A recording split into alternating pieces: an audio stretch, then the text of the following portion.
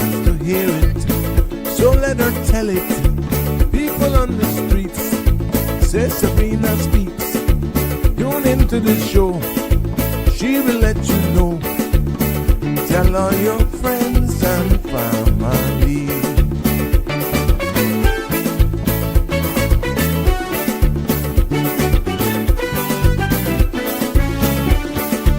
Real talk is no joke. You get the news straight up from grassroots and concerns. You need to hear with some people gone. So tell all your friends to tune in to Good evening, Cayman. I'm Sabrina Turner, and welcome to Sabrina Speaks, your daily dose of clarity, truth, and community insights. Every weekday from 5 to 6:30 p.m., we're tackling the issues that affect you, from national headlines to grassroots concerns.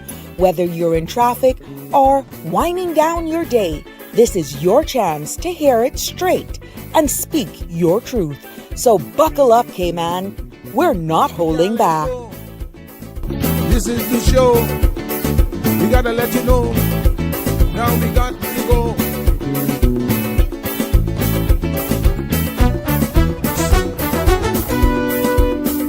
And now here's Sabrina.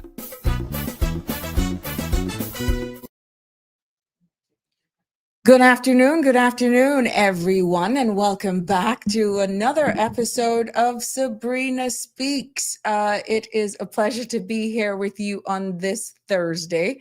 And that beautiful chair is blocking my view, so unfortunately, you're going to get in it. Guess what? Who was here?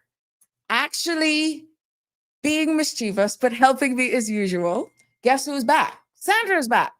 And she was here with me. And so excuse the background a little bit. So yes, she will be back live and direct in short order, definitely with you. And it has been a very interesting afternoon thus far as we're trying to update and everything. So yeah, excuse the chair in the background. So it may just be distorting just a little bit. But it's good to be back with you on this Thursday, because I know sometimes, you know, the truth can hit home. It hurts every now and again as well. And when you look at the past, 3 episodes, I know it was a lot to digest. I really, really know it was a lot to digest. And for the questions that were coming across after the fact, Connie is celebrating that, honey child. She said she misses you. So right there in the front of the lamp. Yeah. So, but I thought this evening it would have been good to just be prepared to hear you out in the sense where I know there were a lot of questions that came about, and I felt it was only fair that we, if needed, especially yesterday evening, focusing on immigration, that if there were any other questions surrounding that, you know, we react.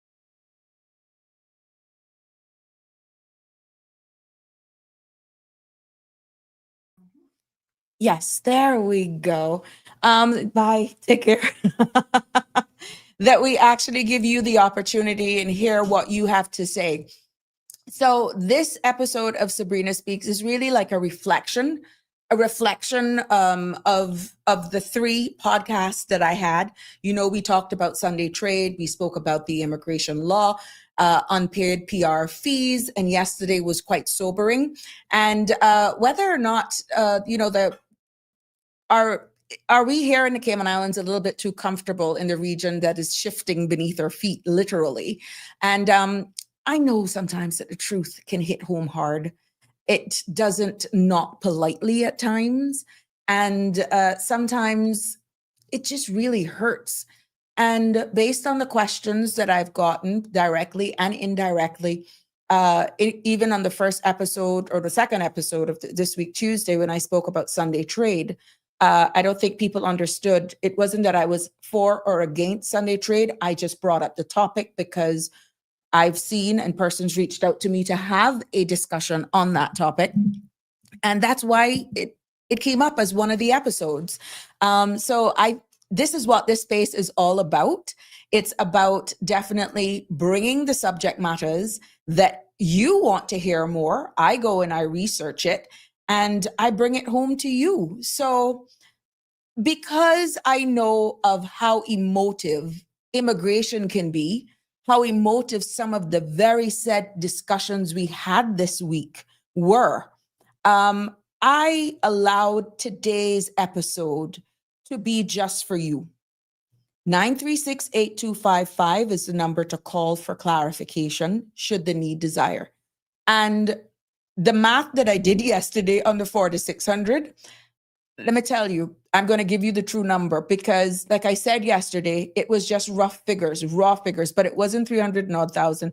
It was like 100 and odd thousand. What I did, I add all of them together. It's 4,600 times 22 years or 4,600 times 15 years. That was the number that I was looking for. So I apologize there in regards to that. But the message that I wanted to leave with you is pretty much how much fees are surrounding just that job title of a bookkeeper. If you even had to look at 15 years of the first 9 years of work permit fee, then the additional 6-7 years to bring you up to 15 after PR is approved, who pays that? I just wanted to use that as an example, but still it's way over 100,000, bearing in mind that if the analogy used yesterday included a spouse and let's say 2 children, you still would have ended up getting in and around with those regions, possibly 2, almost exactly the same amount that we said. But just for clarity, I wanted for you to put it into perspective, $4,600 a year just for the raw, extrapolate just a work permit fee alone for 15 years. And you really see who's paying all of those fees when that loyal, devoted staff then goes on to permanent residence. Those are all the monies leading up to that you could actually, but what's the value of status at the end of the day? That's separate and apart from the fees, like I said, for police record, for medical and all that sort of stuff. So I wanted you to have the opportunity to call in should there be necessary that you needed more clarification on. There was something probably that I said yesterday that you didn't get and you want me to recap it. If you want to message me for clarity, I will do my best with reading and trying to pull it up under the immigration law and also the regulations. I can also go do a deeper dive. There was a question as well as to whether or not the question of are you solvent is still on the form. That was interesting. I answered the question correctly yesterday as it pertains to the work permit grant form. And yes, that question still exists on the work permit grant form. The question isn't asked on the renewal and it isn't asked on the temporary. It appears it's only showing up on the grant form.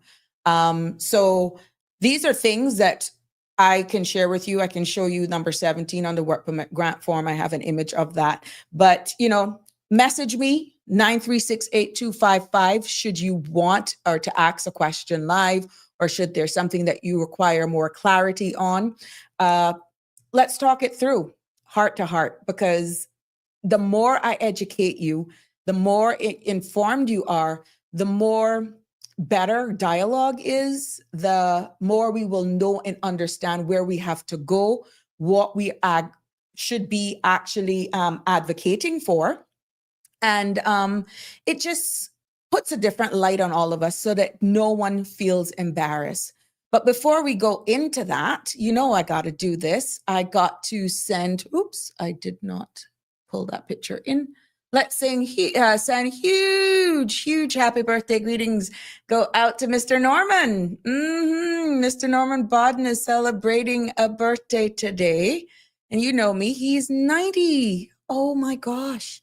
Mr. Norman Bodden, from all of us here in the CMR family, and definitely the Sabrina Speaks family, we want to wish you a very, very happy birthday.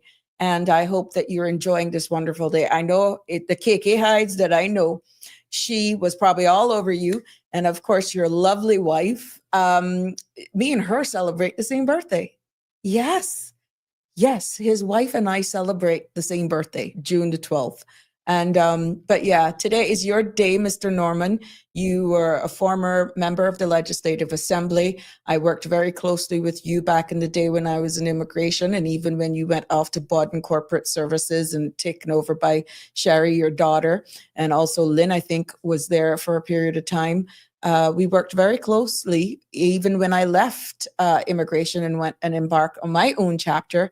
You were very, very accommodating. You encouraged me in coming out there. And what will stick with me, Mr. Norman, is the fact that even though I was coming out as a competitor in the same market, being an immigration consultant, you said, you know, well, darling, I'm not going to be here all along, and it's good for you young people to do it. Yes. And you were genuine. You were sincere. And that's the man that I remember. You didn't cry me down thinking that I was going to come and take away business from you. You actually encouraged me, and I thank you. Even when you were on the board and so forth. Even you and Sherry, I got along very well. I still do with the entire family. But happy birthday to you, Mr. Norman. I hope you are enjoying your day. We have an early caller. Good evening, caller, and welcome to Sabrina Speaks. You're live. Well, good evening, Sabrina. I don't know if I'm an early caller because I really wanted to call even earlier because I was itching to call, but I had to ensure that you do your introduction and also you do the birthday greeting for a notable man. Never met him, of course, but I know of him. Yes. You know, it's good that you want to do like a review of I had your to last stop. 3 Yeah, shows. it was 3 heavy hitting shows, you know.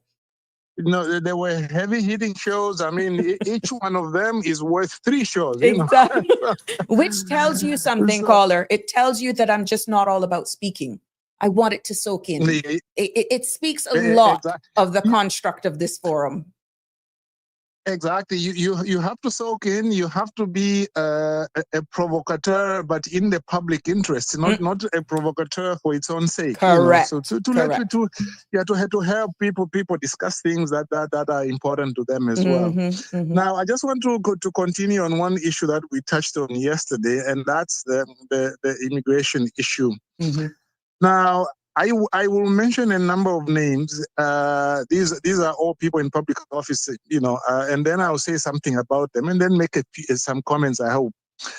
Premier Andre Ebanks, Deputy Premier Gary Ruddy, the ministers Isaac Rankin, Catherine Ebanks Wilkes, Jay Ebanks, Rostam Anglin, Nicholas Da Costa, and Michael Miles. Those are the ministers. And then the parliamentary secretaries, Wayne Panton, Heather Borden, they're all honorable, but I don't have to say honorable the whole time because, you know, I have to be conscious of time. Julie Hunter as well. You know what these people are? I want to be very candid. These people are election imposters, all of them. How you came up with that? They are election.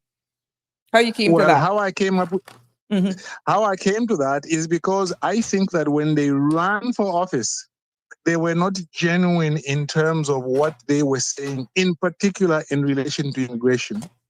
You know that immigration last time, there's no candidate who didn't talk about immigration. I think since the mass grants or the election after the mass grants, I don't think there was an election which spoke about immigration the way this election did.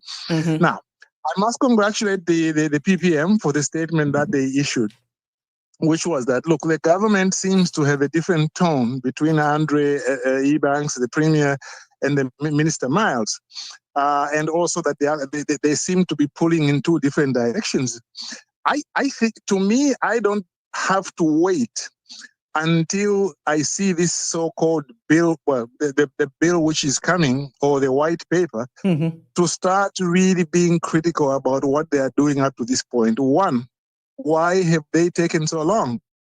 A lot of the candidates, for example, if you talk about Rostam Anglin and a few others, had a lot of details regarding what they wanted in terms of immigration reform.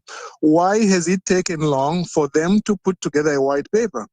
I think that people are expecting a white paper, not a long white paper, maybe 3-4 pages, a white paper, which can be put out there and then there can be town hall meetings in every district. I do not think that this should be done by way of the 28-day consultation. No. They need to take this white paper to every district. Why have they taken so long? Okay.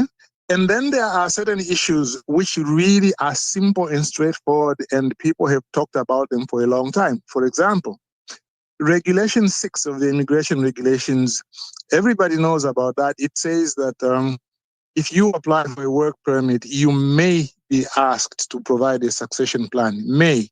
It used to be shall, but it was changed to may.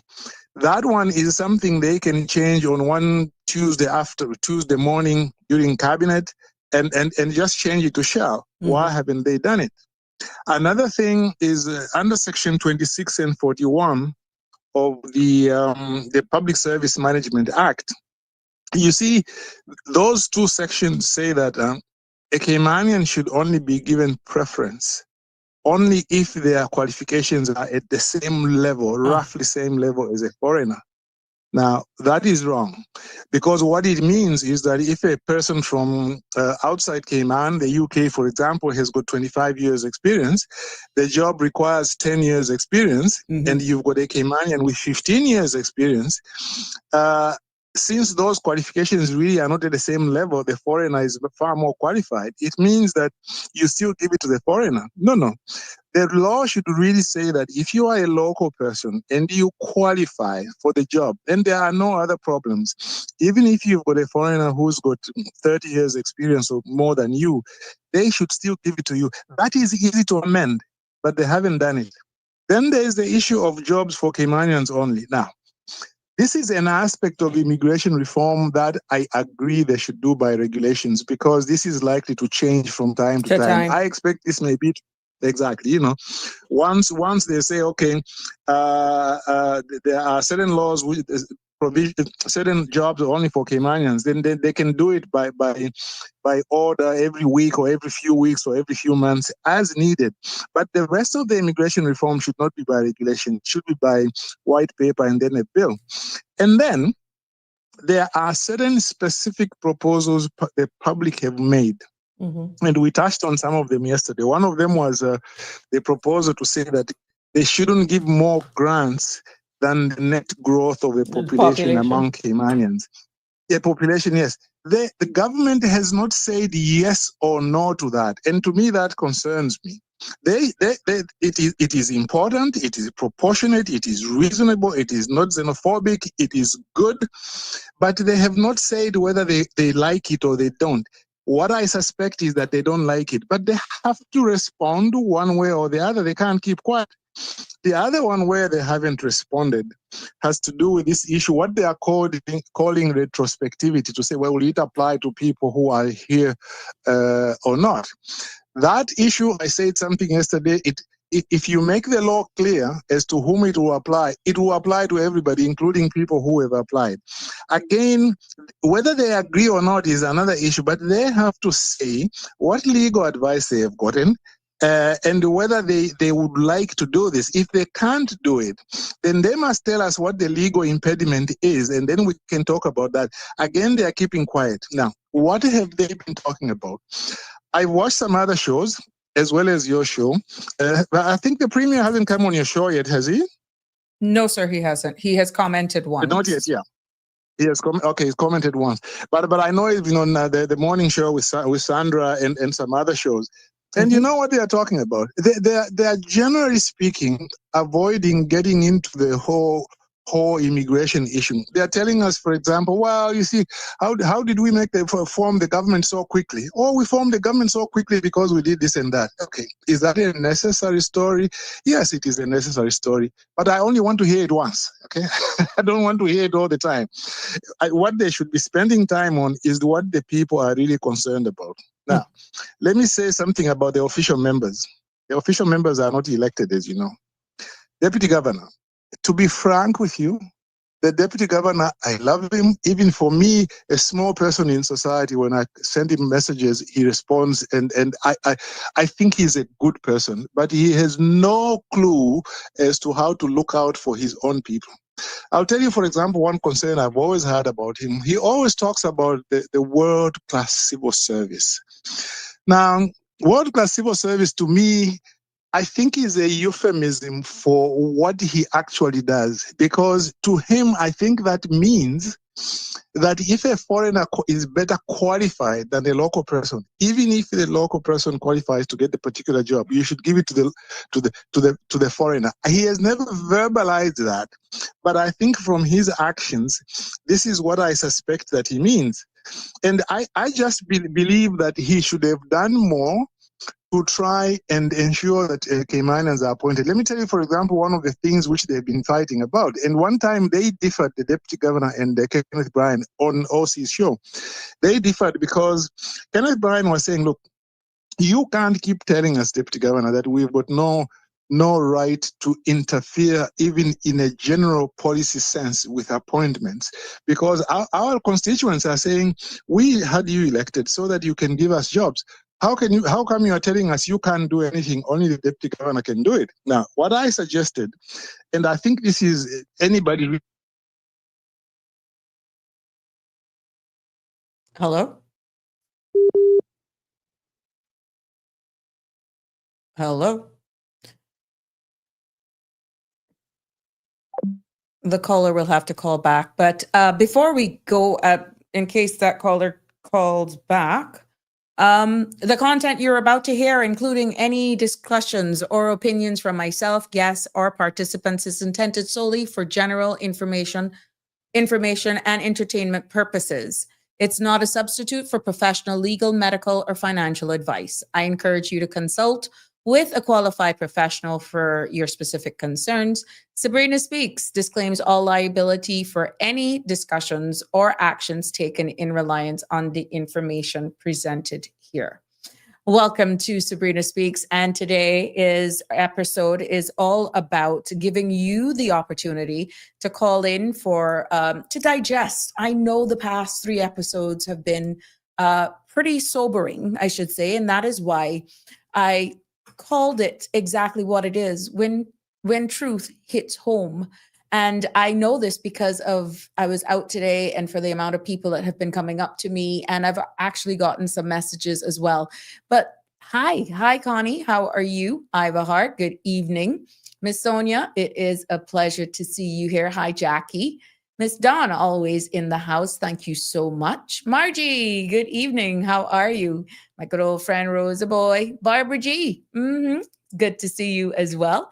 Miss Dorothy McLeod. Good evening to you, my sweet. Jim's getting divorced. I feel it, Connie. Me, myself, he could get 2. So that's big of me. If you didn't know, now you know. It's too funny. Yes. And Miss Dorothy sending happy birthday wishes going out to Mr. Norman on his big birthday today, celebrating his 90th birthday.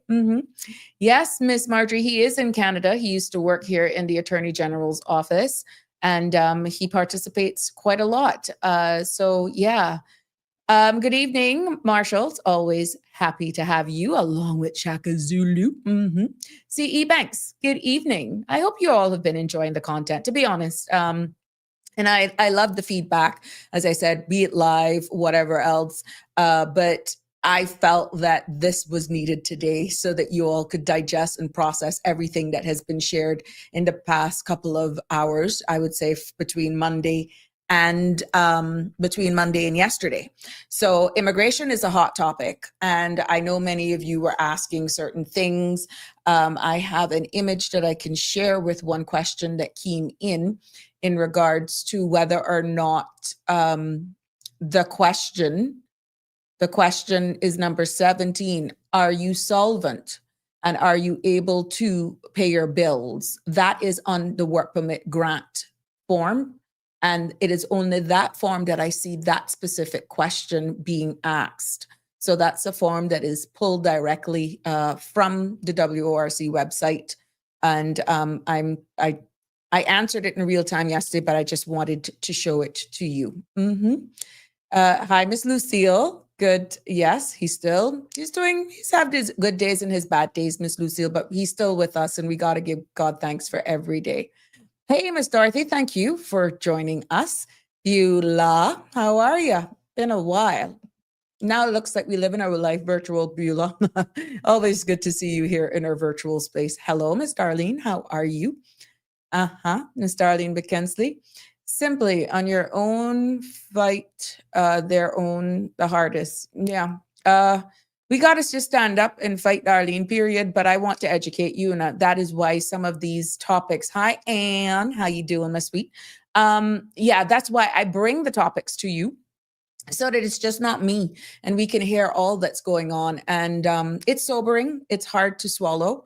But I feel the more we actually explore immigration in small tidbits, the better it is. And many a times you will see me going from immigration law, the substantive law, to the regulations, because some things that are not cited in the actual act, the law, you have to go to the regulations, which is like the operational side of the law. Like you would hear in certain application, like a need to invest in developed real estate of a specific amount or a prescribed amount. Those prescribed amounts are then in the regulations.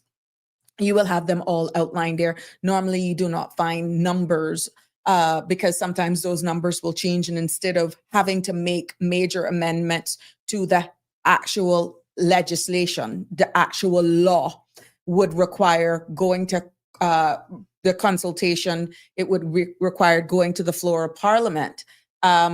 Regulations cover a lot because that is by policy. So you don't have to go on the floor of Parliament to make regulation changes in this case, but it coincides with the actual substantive law.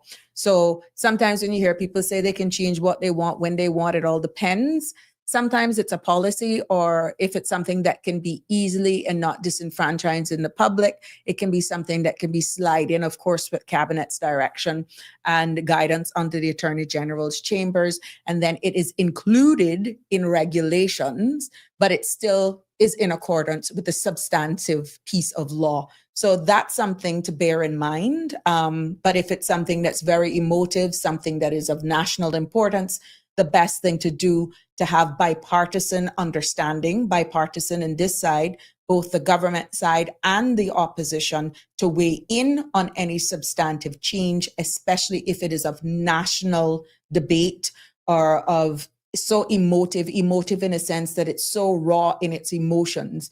You're hearing, as the caller alluded to, how, everyone spoke about immigration in the last elections. Something as big as this, for all of the secrecy almost appearing behind it, or it's delay yet. 1 minute you're hearing so much, now the silence is almost deafening. That leaves room for speculation. And they're going to the House. Now it may not be before the House. And even if it goes to the House, what public information have you said would you say has been received or has been shared with the public? Not only that, your representatives, your elected officials, how engaging have they been with you in their constituencies about the subject matter that can actually change the trajectory? It can change how we're perceived. And like I said here numerous times on this podcast, that your laws are a reflection of its people. And that reflection, to be honest, should actually reflect every person. It does not matter your surname. It should not matter your net worth. It shouldn't matter your ethnicity. It shouldn't matter whether or not you live in an uptown area, a downtown area. It doesn't matter. Our laws should be something that takes all sides into perspective. And of course, you get the guidance of your Attorney General as you guide, they are there charged to guide the elected arm, and especially of caucus and cabinet. But it is duty bound on your elected MPs to keep the lines of communication open with you. And this is why these community meetings, platforms like this, now that we're going virtual, that sort of stuff, it's not hard to reach the masses with proper public education. It is not hard nowadays, and you don't even have to leave the comforts of your own home. We've seen people watching us in Australia. We've seen our UK family over there. We've seen the people in the Philippines. We've seen people in Florida on vacation that they're tuning in. And I can tell you, if the subject matter is catching, if they hear that their MP, or let's say the Premier is going to be having a meeting and this is the topic, or they want to give you an update or something, I know my people, they are going to tune in, they're going to lock in. So it's really not that hard in order to have a meeting nowadays. Some people love to come out and see their representatives in person. And this is why live streams as well are so important. Live streams are one thing, but making sure that even with the live stream, you can take those questions that are coming in live, like how I take your questions and deal with your concerns live here on this podcast. That's not impossible to do if they really want to engage with their people. Now, that brings to question, are we shifting in the way we actually represent? Are we going to see more type of leadership representation like this, like how we're doing this podcast? Or are we going to be seeing it where it's a mix? Does it then boil down to understanding your constituent base? What are the personalities? What's the dynamics of your specific constituency? We've already established that some constituencies need more assistance than others. Some may have more elderly persons. Some may have a mix. Some may have more persons who are working on the higher tier. How do you actually strike that balance, which is where the electoral boundaries come in as we continue to grow, as development continues to happen? This is why statistics is so important.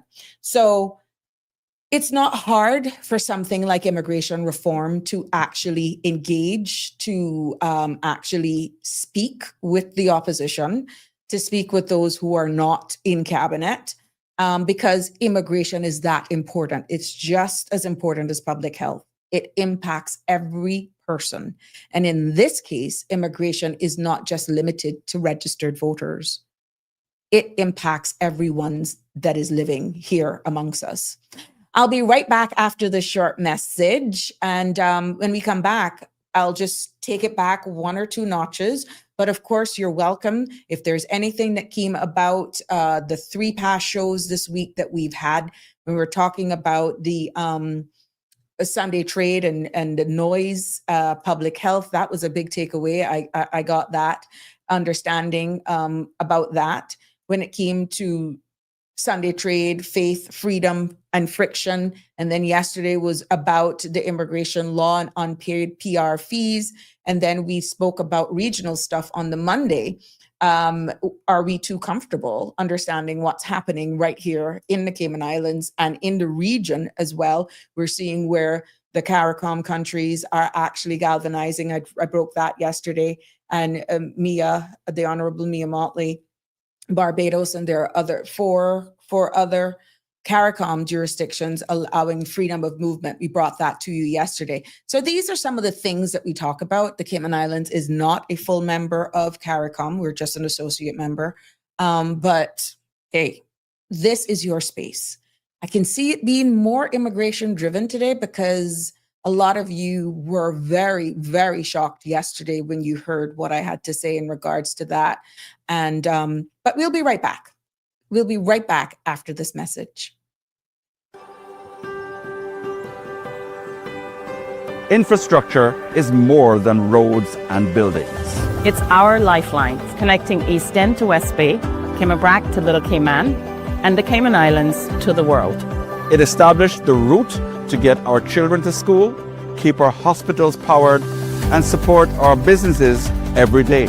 Through hard work, ingenuity, and perseverance, people make that happen.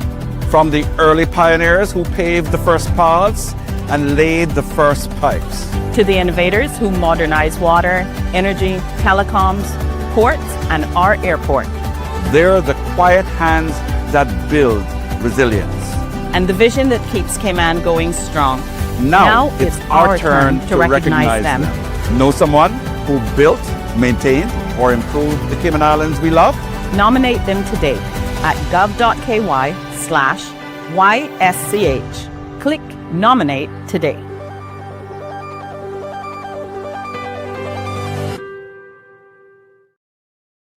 Good evening and welcome back to the Thursday edition of Sabrina Speaks right here on CMRTV.com.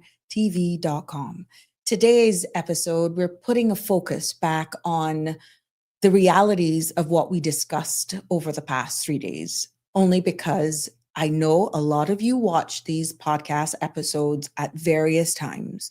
You will join me, even though sometimes I'm at the tail end of an episode, or you may actually hear some of the comments and only getting a portion of the conversation. And as Miss Melita actually asked, what is today's topic? Its topic is about when truth hits home.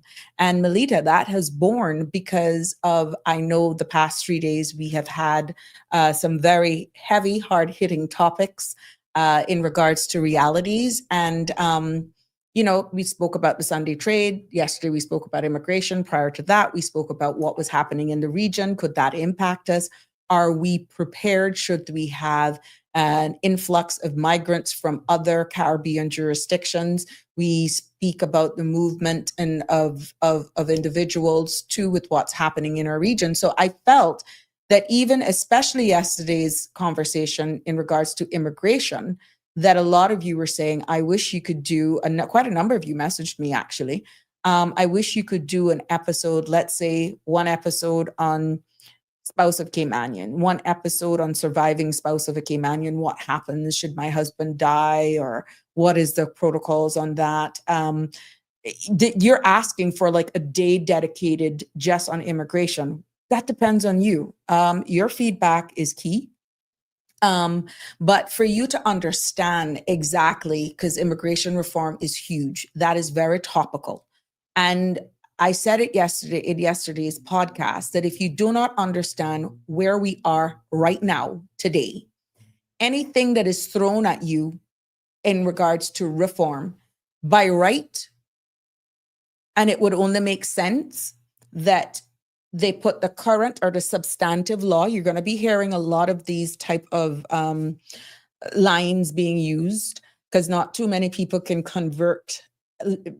speak legalese in layman's terms is what I should say, and not being an expert by any means. And I will declare I am not an attorney. When you actually speak, it's good for everyone to be able to understand. And I know a lot of what I shared yesterday was hard hitting because it's not like the newspaper where you pick up a law, especially immigration, and you do that every day.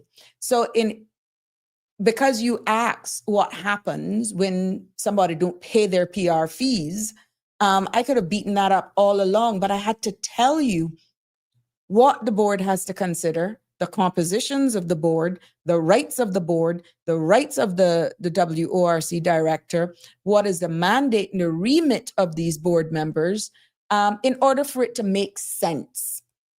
And then you look then at the regulations, and that shows how the actual law operates.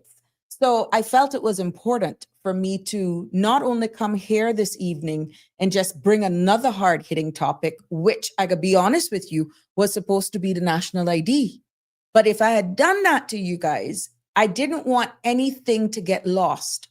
And the main reason I'm not going to deliver the national ID in its full context is because I am still getting some more information and educating myself before I am able to deliver it here. Because I always want to be comfortable in a subject, and I want to be fair and balanced whenever it's actually conveyed, whenever I'm sharing with you. I think that's being fair. And in regards to when we spoke about the Sunday trade, I was not advocating for or against. I brought the topic up. And when I delivered how much businesses actually are able to operate on a Sunday, my exact words, well, we're pretty much right there. All you got to do is pretty much say we're open. And the takeaway was understanding some countries have 4-day work weeks. It is a part of our culture and all of that sort of stuff. But then what about the balance? What about other, say, economic freedom? For those persons who are saying that there could be additional monies made and it should be a freedom of choice when that happens.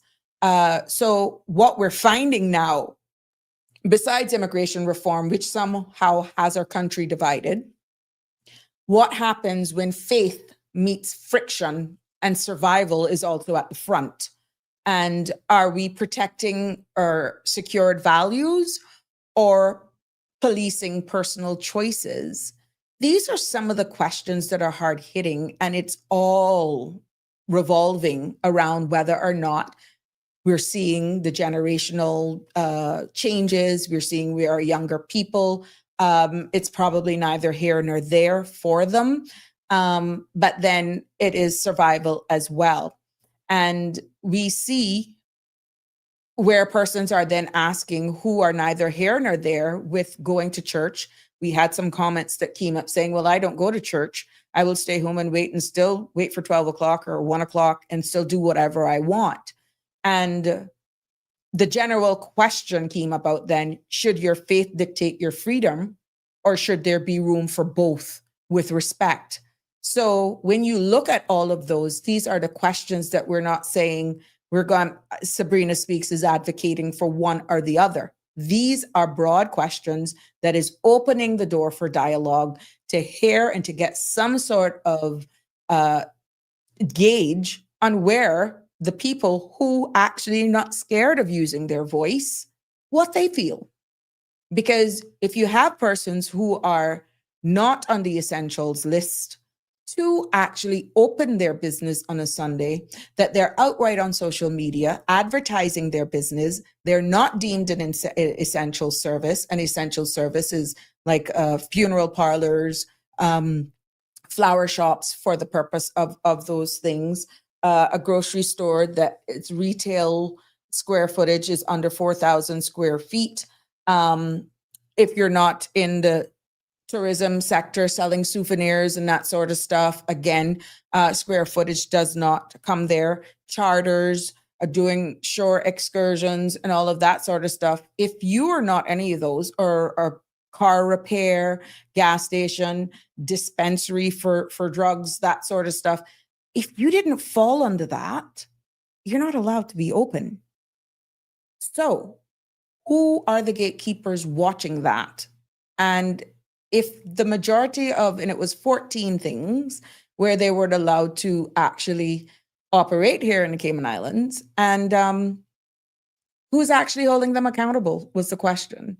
You're seeing it on social media where they're posting, we're open on Sunday. For example, if you're going on a boat cruise and you just didn't have time on Saturday to go and get an outfit to go on this boat cruise, and you can go to these stores now and just look for that outfit. What's wrong with that? And then you see where you go away, like you go to Florida and you're in Walmart pretty much 24 hours. You can't wait Sunday before you catch the afternoon flight on a Sunday coming home to Cayman to open up Home Depot or Lowe's. And then you come back and then you have the most to say when we're trying to do the same or similar hair offerings when you're at home. These are some of the conversations, even though they're not participating locally in this space, that are being said. And they're being said by common people who are fearful of using their voice on any topic, but would like advocates, spaces like this to air it out to get a sensitive check. And it is quite unfair. And it's sad. I shouldn't say unfair. It's sad that we are a society where our persons are fearful of just speaking or giving their opinion without feeling that they would be, I can use the term, blackballed. But this subject is a delicate balance between our culture, our faith, and actually people living their life, whether or not. What happens to those who are of neither faiths, who are atheists, who's neither here nor there? Yeah, they may want to do some repairs on their home. So I think these are sobering topics. and questions that the common everyday person is actually having around their dinner tables, around possible some domino tables. And you'll have them saying, well, gosh, numbers are illegal too, but they bind their numbers. We heard that some of the things that can cause revocation for status and that sort of stuff is prostitution as well. These things are known. So are we pretty much eroding, or are we living under the shadows of our own demise because we have pretty much remained silent? Where are we going? Because eventually somebody's going to make a decision. And will that be a true reflection of who we are as Caymanians? Let's take a call. Good evening, caller. You're live on Sabrina Speaks. What's on your mind? Good evening, Mom, the big mouth, crazy woman. Come on, you're going to start off on a positive note. Good evening, Michelle. How are you on this Thursday? Woman, I call him myself because I know it's being playing the people's mind, but I Come I on. my business. I got to say what I got to say. What are you saying today? I'm saying, why call him out? Why say?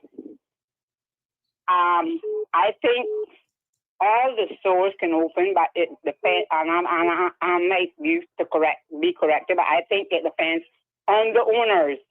Some don't really care to open on a Sunday, and some will open. And what I'm saying, if you can purchase alcohol on Sunday, I don't see why you shouldn't be able to purchase anything else that you need or you want once you can buy it. That's what I got to say about it. Then another thing, I know that plenty of people that are really hardcore Adventists, and this not one about to tell me this is what I know, because I have family members that are Adventists, but they're not, I would say they're really hardcore because they eat pork and they eat shrimp and they eat conch, and I know Adventists that do not eat it, but then, like I already said, they say the Bible say now what go into you, the 5 years is what come out. But I know Adventist people that from Friday, I had one down in her by me, and whatever she had to do, she was hurrying her daughter and stuff. They said they had to wash, they had to cook, or whatever. They had to get that done by sunset. Before sunset. Anytime you see that clock hit 6, that floor could be dirty, but that room wasn't picking up. They're hardcore as well. This is, I used to tell her, yeah, and then anything after, that's on Friday evening. And anything after Saturday evening, after 6, I would say about like 6:30, they start. I say, yeah, on the diet. I used to tell them, they used to laugh at me. I was going to tie the devil up from 6 o'clock Friday evening, and then let them go after 6 o'clock Saturday evening. And they used to laugh at that. Then I tell them that. But I know, but then, like I say, I don't understand, like I say, why? Because you can go out there and buy liquor. They don't be open all the hours that they open during the week, but they still be open at a certain hour, and you can go out there and buy it before they close up. So I don't see nothing wrong with it.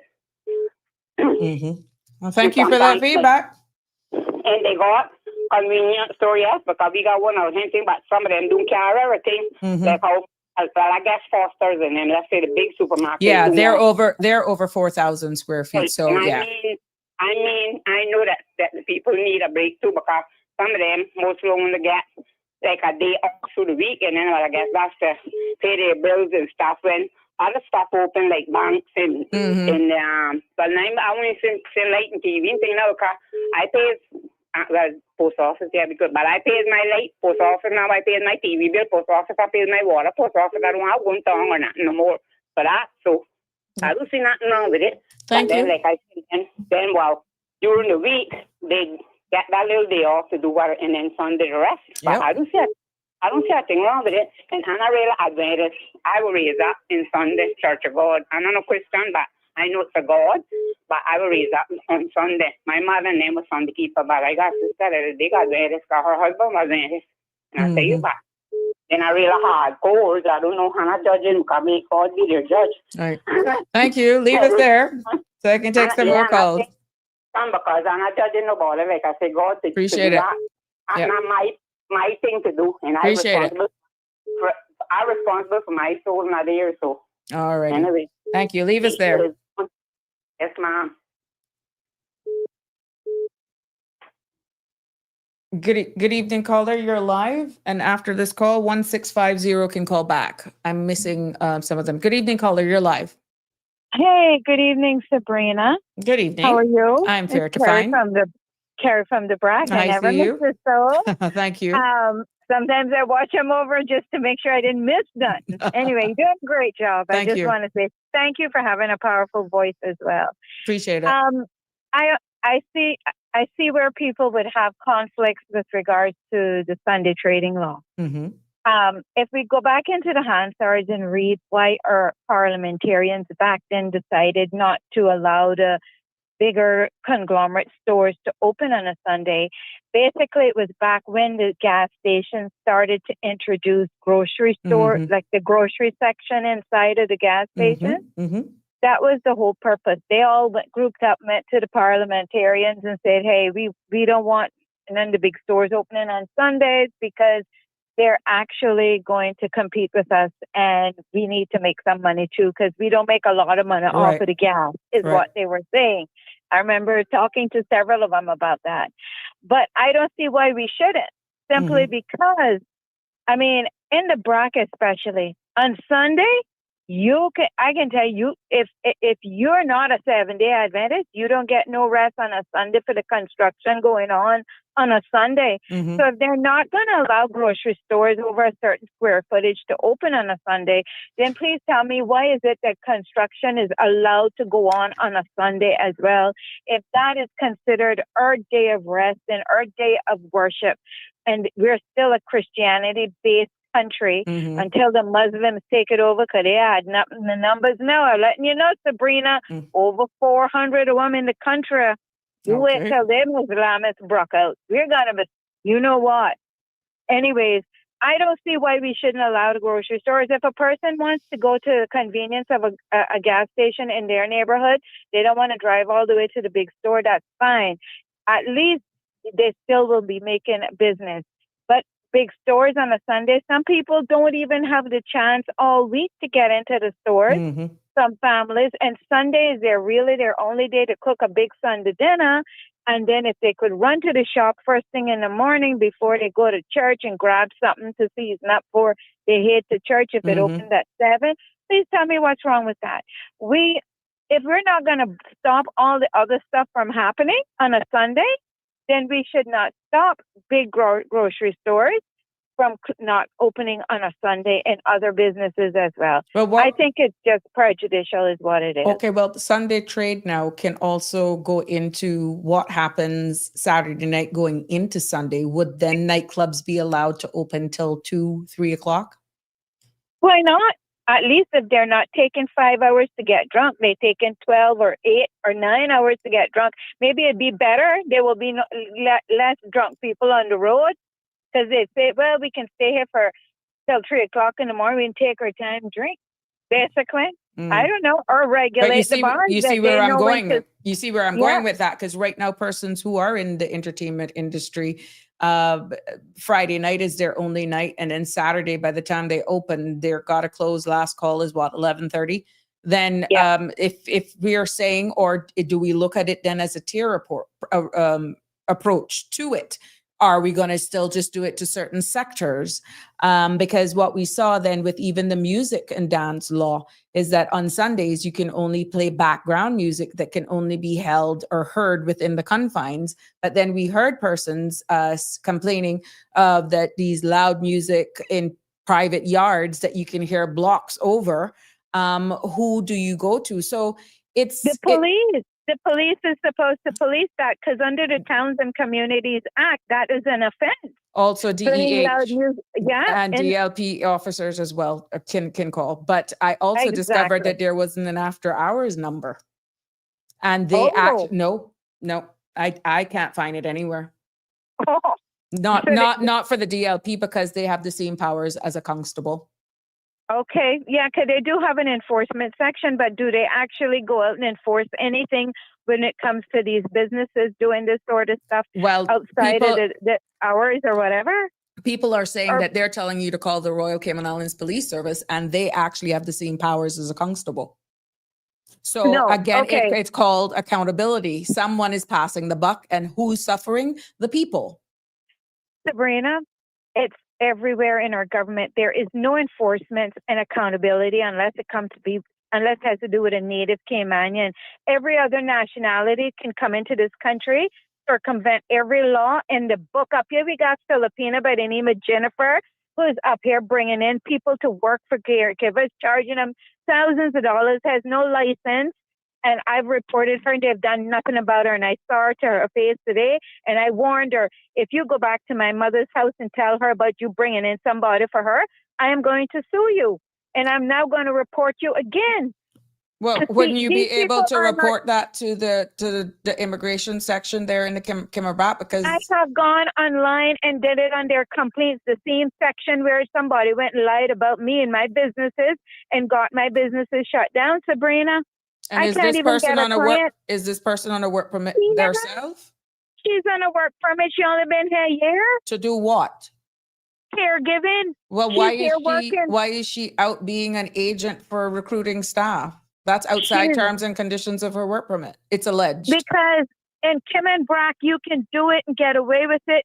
Nobody's policing anything up here. Kimmerbrat is run away, you know.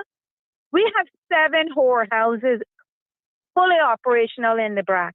I got their GPSs, every one of them, and they're blocking parcels. Listen, there is nobody held accountable in the Brac for anything unless the government really wants to come down on you, or you competing with them, somebody in the government that got the same business you're doing, and you're competing with them, then they come down on you if you're not even doing anything wrong. And I haven't had an income in over a year because of the WORC, because the person up in the WORC has the same business I was doing, and because I was competing with her for her business and grant, she could come and take anonymous complaints off the system and say that I'm doing something wrong when in fact I am not doing anything wrong, and I will prove it. I got proof of that. But the point is, the other issue when it comes back to the loud music and playing music on the weekends, up here the Jamaicans, and I gotta be very honest, Jamaicans in the Brac have absolutely no respect. Not all. I've never said everyone. There's a bunch of them up here that they have no respect for laws or anybody. They play their loud music. The people come out of church and they can't rest after church.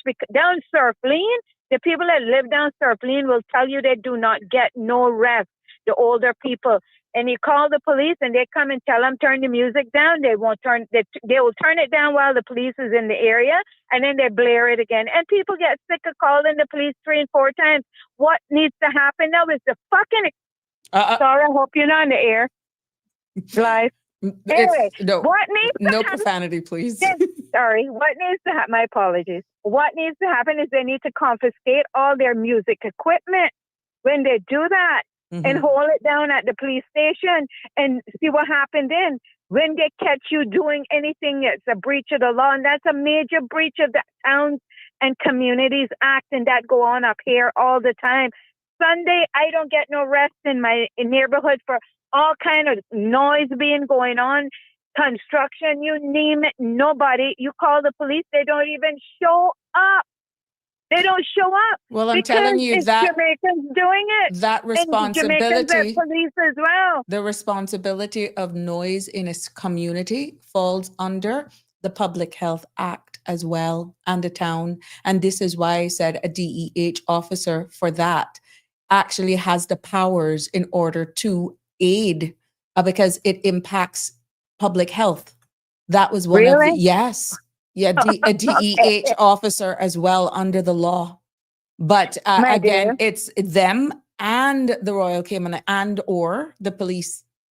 But what we are finding out is that they're all throwing it on the police.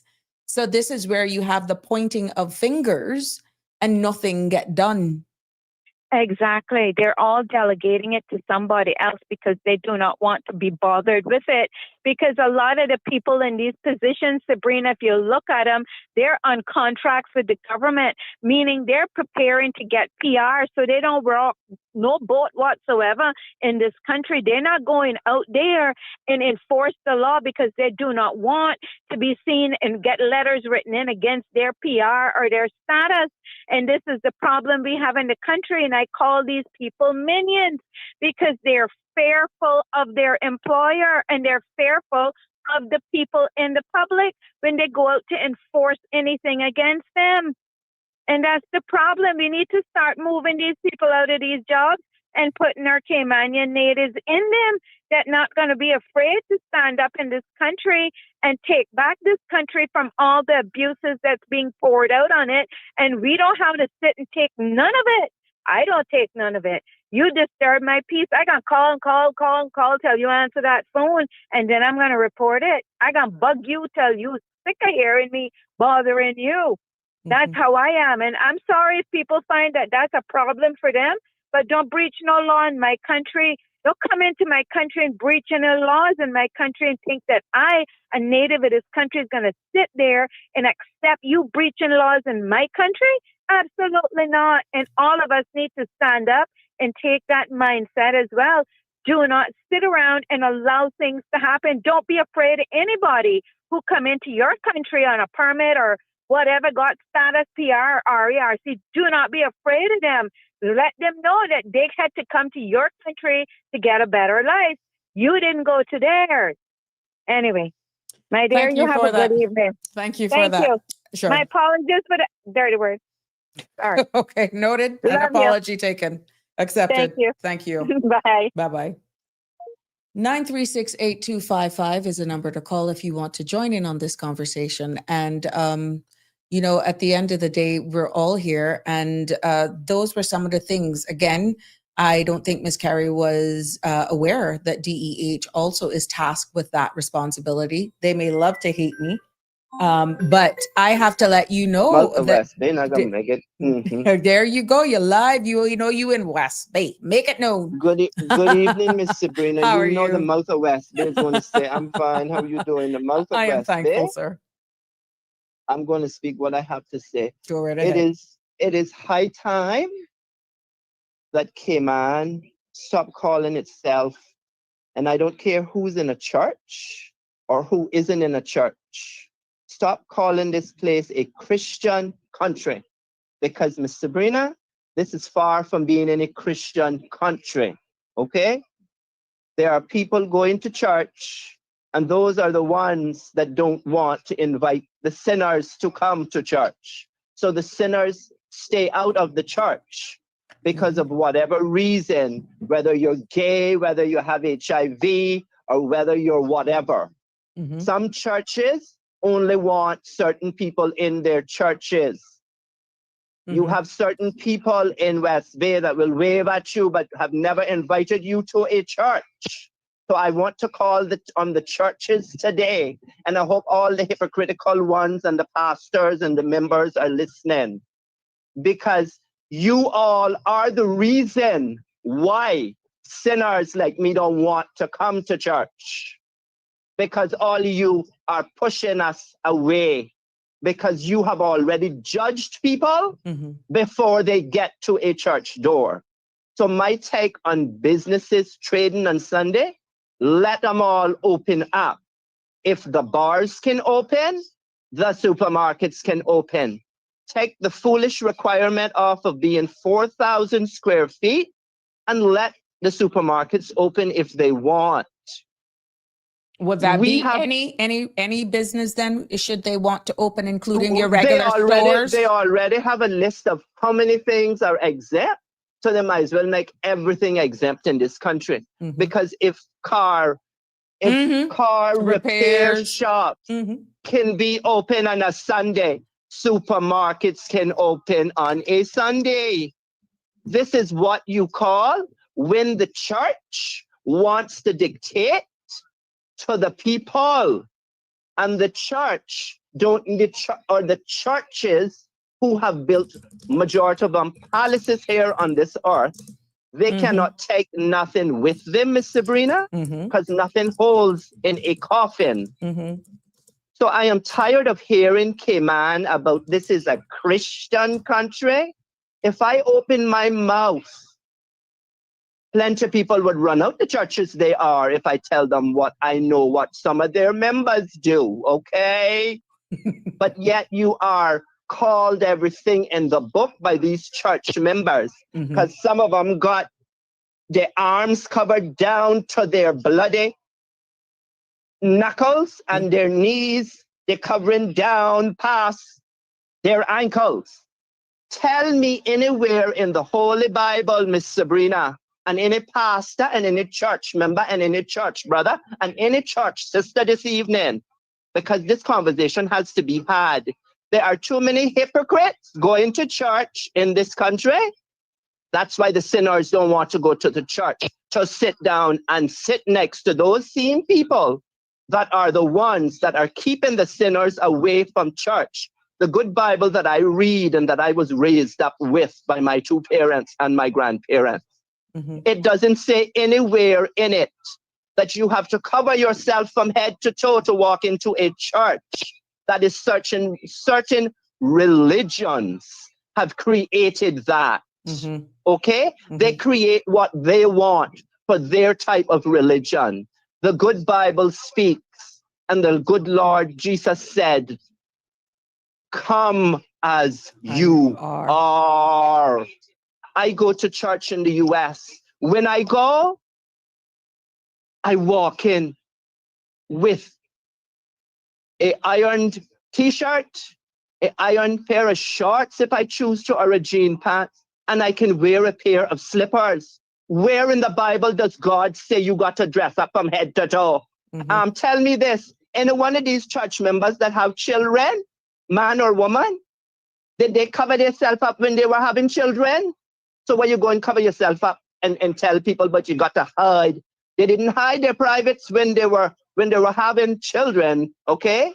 But some of these people preaching Christianity up in these churches, because we've heard it on the talk shows, the pastors who say, I have to have a Mercedes every year, a new one, but yet I can go there today. There are, when the church doors close, some of those same barrel members and the pastors are as filthy as they come, and all they do is get on the pulpit and put the sinners down. When the same pastors, most of them are there doing the most and the dirtiest with their brother deacon and their sister deacon. When the church door closes, they are investing time in the furry burgers and the furry sausages. That's how I put it to them. So any business should be able to open on a Sunday. We got to get away from this. We are a changing economy. We are a developing island nation. We have how many religions here? We have how many churches? We have how many nationalities? Tell me, how many churches go around and actually have an after-school program for the disenfranchised children in their neighborhoods and districts? How many do? I can count one in West Bay that does it. One in West Bay. But every time you go into a church, you're looked at as somebody, as a nobody. So get off of this notion this evening about being a Christian country. This is a hypocritical country, because half that's knocking down the church doors are worse than you and me. So get off about business can't open. Change the law to put it and take the stipulation, the stupid stipulation off about 4,000 square foot. Can you go tell a hotel that they can't play music lightly on a Sunday? No, they are in their actually, restaurant? no, well, they are covered. They're exempted. They were actually named first. All of this is exempted. But take the foolish law off about 4,000 square foot and let the supermarkets open. That's a separate law, because the music and dance law is a total different law. And that is where all of this comes in then for even the opening of nightclubs. And persons are saying that maybe if, let's say on a Saturday night, nightclubs and those licensed establishment that technically only has one night of the week, a Friday night to go at extended hours, that if they were allowed then to go, let's say until 2:00 on a Sunday morning, that you would have less persons selling liquor from these after parties all over the place. And so people are saying we wouldn't have we to need put to up, do a balance. And we would not have to put up with how I had to go to try to get music silence in the neighborhood. We have so many laws in this country. but like we don't have the people that wants to enforce them because the police don't give a darn. Majority of our police are foreign police officers. And Mr. Kurt Walton, I keep saying to you, it took for you to go to Parliament in order for me to hear what your plan was for this country to protect me as a citizen. And it is a sad day for Cayman because we have police officers that will not do their jobs. And it needs to stop in this country, Miss Sabrina. It has to stop because people are not going to put up with this yaga yaga loud music going down in cars all over this country, all over, all hours of night and day. People want rest. And anyone that commits a crime and breaks the law should be held responsible. Now, I want to ask Mr. Kurt Walton here today, when is something going to get done about this house number 6, Birch Tree Hill Road? Because if the music blasts again this Friday night, I'm calling the police, but they better arrest this man. That's what they better do. Because we should not have to listen to such things in our country. So it's profanity as well that is blaring? Profanity going from the music. That's in breach of a number of laws. Yaga, nasty music that these foreign people allow to play from Jamaica, because it's Jamaicans doing it mostly. Just like Kara says it in the bride. He's a Jamaican. He thinks he owns the neighborhood. But I'm going to tell you how you mentioned the DEH. Ma'am, Miss Sabrina, I have 2 emails from the DEH, and the DEH refused to do anything about it. They sent me back to the police. Which is exactly what people are saying. And the police refused to do anything about it. So where is the accountability? Now, if somebody gets up in that neighborhood and goes off on him, then they will be the one arrested. And yes. No. I will blame the popo. But I want Kurt Walton to hear what he got to say, because I got a big mouth. I'm from the Bright, and he's somewhere down the line, my family too. Because I got Walton and Dilbert in me too. But I gotta speak to him directly. Mr. Kurt Walton, you need to shut this loud music down at house number 6 before somebody goes off on this man in the neighborhood. Well, caller, I must tell you, you have been an advocate for that for so long on this space. Yes, ma'am. I have and I'm shared tired it. Of we did an episode solely on it because of you. And you need to go and revisit it. And we need to say enough is enough. Because I heard Mr. Panton and I heard Mr. Ratty speak about this, of how they hear it on Radio Cayman Talk Show, how they have to deal with it up where they are 5:30 in the morning and all hours of night. Oh my gosh. The police has to shut down all of these loud vehicles driving around our roads all hours of night. Nobody wants to hear it. One other thing the police needs to do, they have too many vehicles unworthy, and they got all kind of floodlights on their vehicles and all kind of colors. All that is illegal here. There's a How road are these safety vehicles campaign getting past? The police must learn to do their job, because if the police don't do their job, then the public is going to do it for them, because some people will take matters into their own hands. And we have had enough. We shouldn't have to listen to this vulgarity and this craziness all hours a night.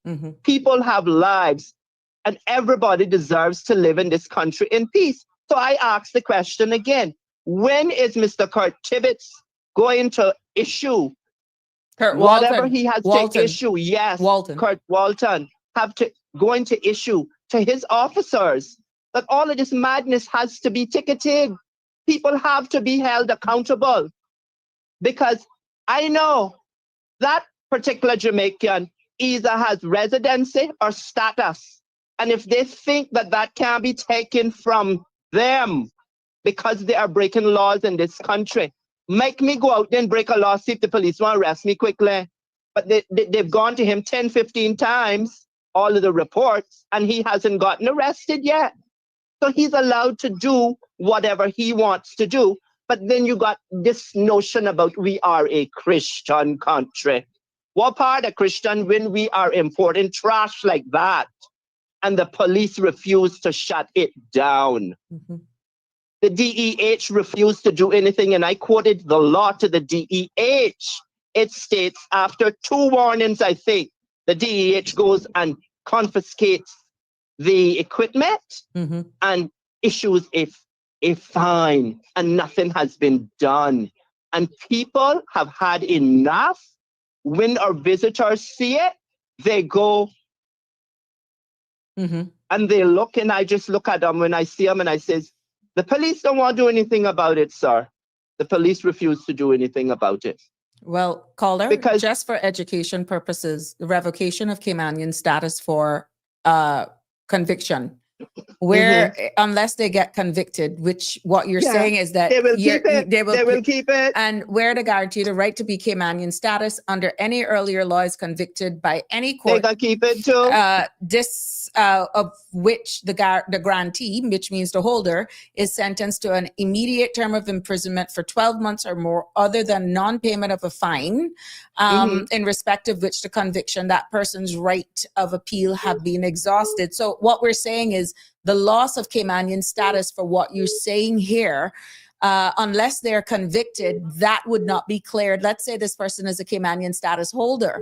There is nothing under the current Section 33 of the immigration law that would make them in breach of that without having a conviction of some sort that would actually have, they either fail to pay a fine or be imprisoned for 12 months. So these are some of the things that you rightfully say that is really just frustrating our people. Because there's no... Because in this case, it would have already been granted. So when the board was considering, let's say this person has a pending status application in, and we have all of these reports in about this particular individual, the board then would use that individual's character, conduct to consider. But let's say it's already been done. It's already approved. The grounds in which can be lost, it's quite narrow, to be honest, because of our current legislation. And these nothing protects Caymanians. It protects the people that come here, and it's and total madness. let's say this case is a spouse of a Caymanian. Let's say. Okay. If it is a spouse of a Caymanian, you would have to prove that the marriage or civil partnership is annulled or dissolved, or if the person ceased to be a holder here, or you have to prove that they're in a a marriage of convenience, or that they've been, So, I mean, what you are describing without a conviction, they get to reign and do what they want to do. And the Caymanian people are left holding their, as I put it, and what you're doing dog here has done bad, and holding their tail between their legs, knowing they're going to get scolded and told go sit in the corner. That's why that's how we Caymanians are treated in our own country. And if we don't open our mouths, nothing will ever change. You mean to tell me there is 37,000 work permit holders here, and we got so many Caymanians unemployed and Caymanians can't find work? Why? Because they don't want to hire them. But on back to this police issue, I keep saying to the police, policing only works one way. And that is for the police to stop taking when a member of the public in Cayman calls you for a concern. Stop taking it that we are complaining, because that's all we are seeing it as. You say we call to complain. You go out, you don't do your job, but yet you driving around in the people's vehicles, mashing them up, dressed up to the 99 with your uniforms, and you're driving around in the people's vehicles with windows rolled up, AC burning, and you're not hearing what's going on outside of you, and you don't give a darn what is going on. That is the problem. because a lot of these foreign officers only come here for one thing, to make money and to leave. And those that don't want to, they get their way to stay. But if policing can only work one way, and that is in order for the police to do their job when the members of the public call with concerns that are genuine, whatever they are, domestic dispute, loud music, speeding going down in your neighborhood, whatever. The police needs to take the public serious, because policing can only work when the police take us serious, and we will take them serious to give them the help they need to help solve the crimes that they have. But nobody wants to come out and help solve a crime, because as soon as you tell what you know, your number gone and you can get all kind of harassment then calls. you become a target, which is not... You become a target, and they don't want to understand that. But I have come to learn the Royal Cayman Islands Police Force just does not care. They don't care. And Mr. Walton needs to hear this, and he needs to listen to it. Put some vehicles on these roadways in West Bay. Put some roadblocks on roads to ticket these drivers carrying on the most and doing the most. The loud music, the smoking of the weed, the holding of the cell phones, the cars that are unworthy with their lights and their tail lights and their front beam lights not working, and all of these other infractions where you have a vehicle that has been changed, modified from its original position. You got, I see them with these lights when their wheels going around. They got lights going around their wheels, and they got lights under the bottom, the blue, the red, the orange, and every color. All of those are illegal here. When is the police service going to do their job? Per Tibbetts, Mr. Walton got up there, and Mr. Kurt Walton got up there in Holly. He needs money, and he needs more officers, and he needs more officers. But the officers you have, Mr. Walton, don't do their jobs. They take the public as jokers and complainers. And you have to get it through your head. Because far as I remember, the last commissioner of police we had came on, and we got rid of him for certain reasons. Do you want then to the public to go to put this to a petition to get you, sir, removed? Because people will do it because the police are not policing the neighborhoods or this country. I got told the other day there's only two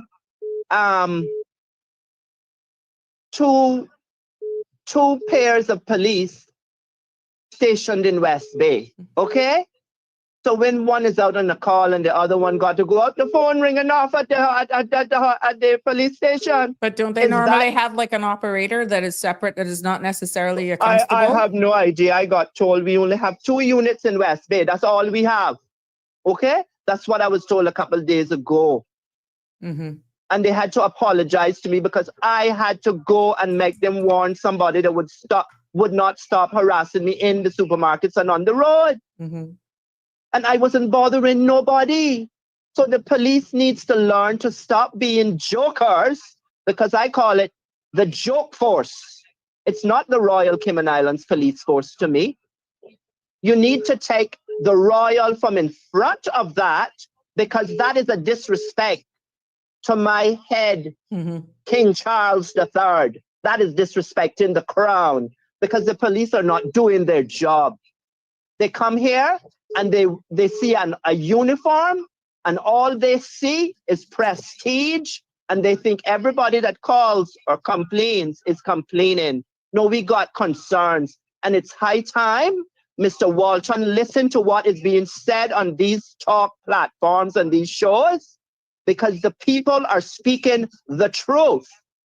And if he wants to make Cayman a better place for every one of us, he needs to start listening to the public and get out on the ground, put his officers on the ground. Stop telling us about you have taken our community police, because I don't see no community police officer in West Bay. I don't know anybody to contact. I understand that area has been temporarily suspended, if not removed. Oh, they say it's not removed, just suspended. It's temporarily suspended, and the only small little and he's group hollering is for in the more east. money. So And he's hollering for more money and more officers.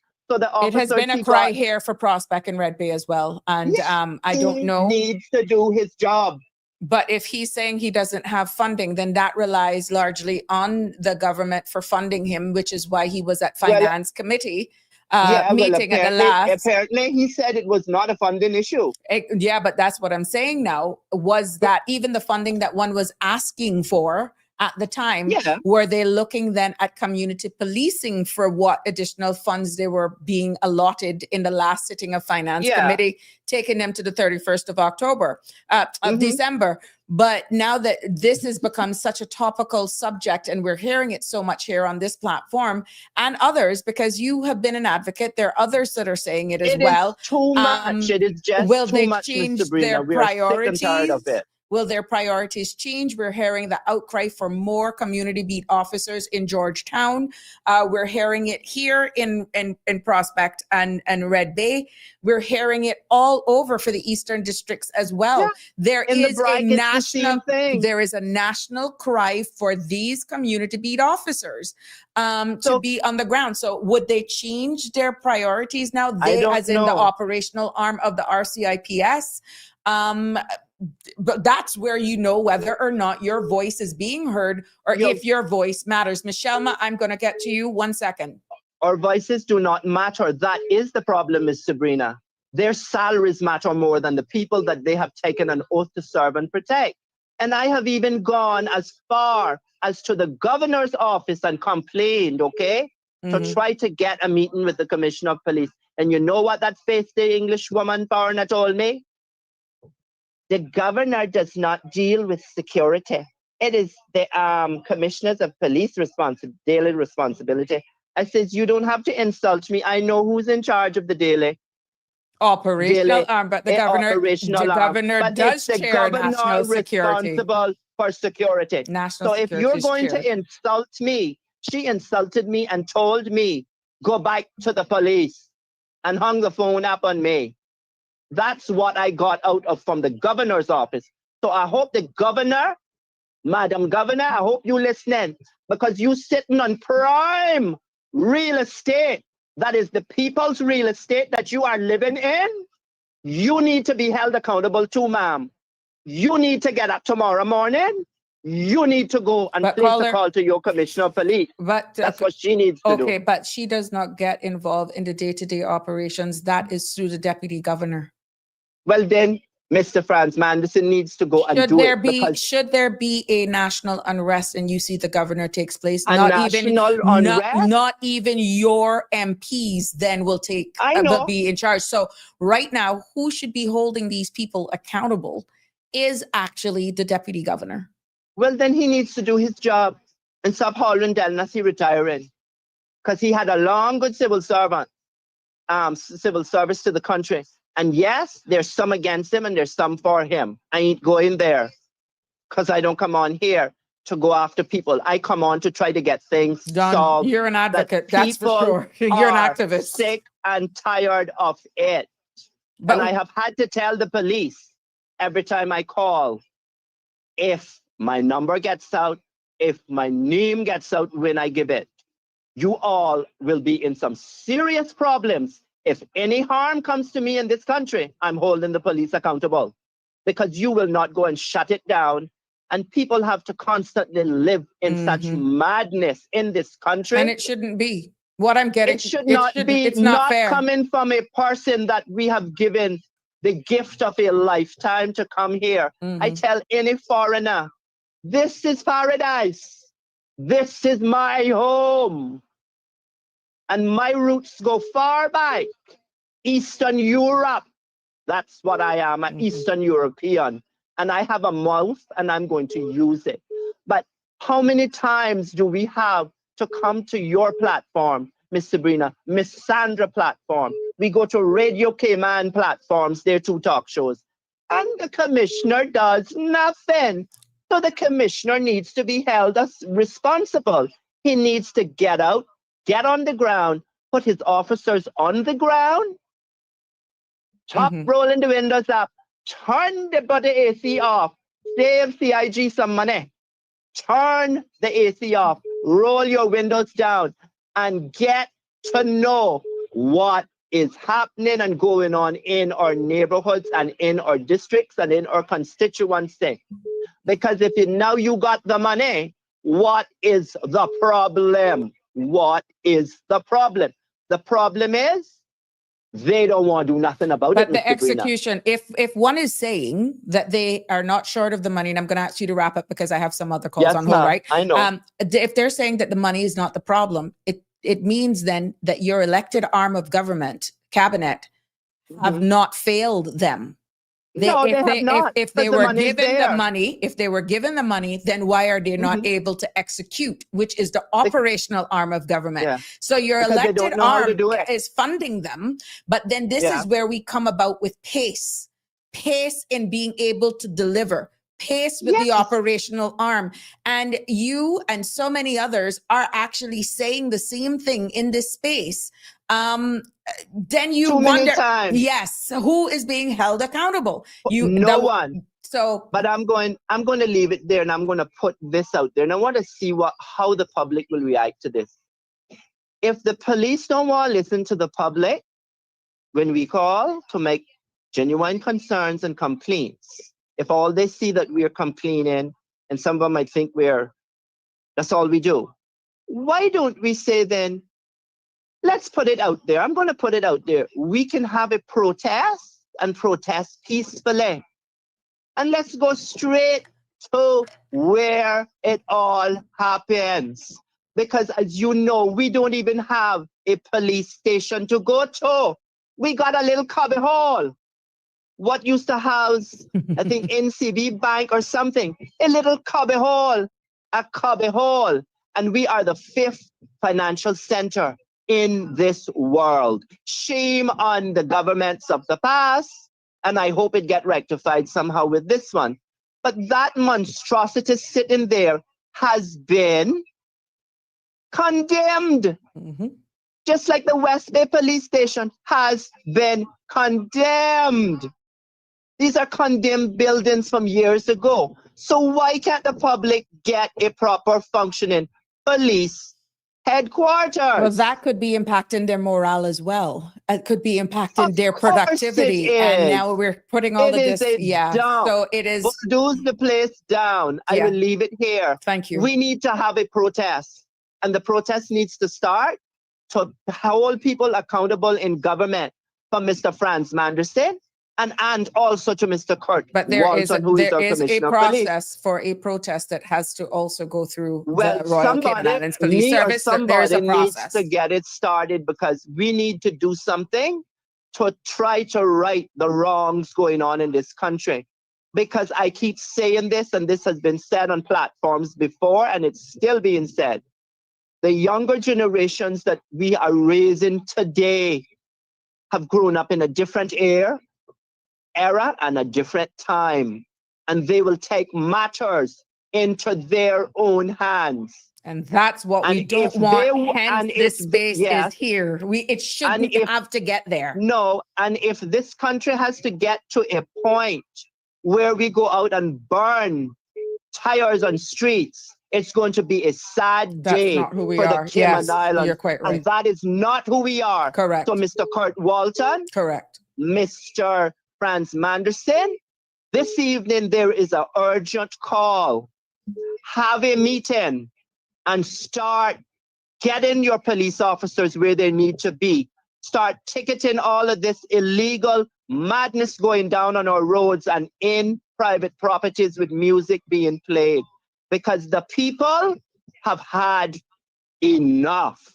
And when people have enough, they take matters into their own hands.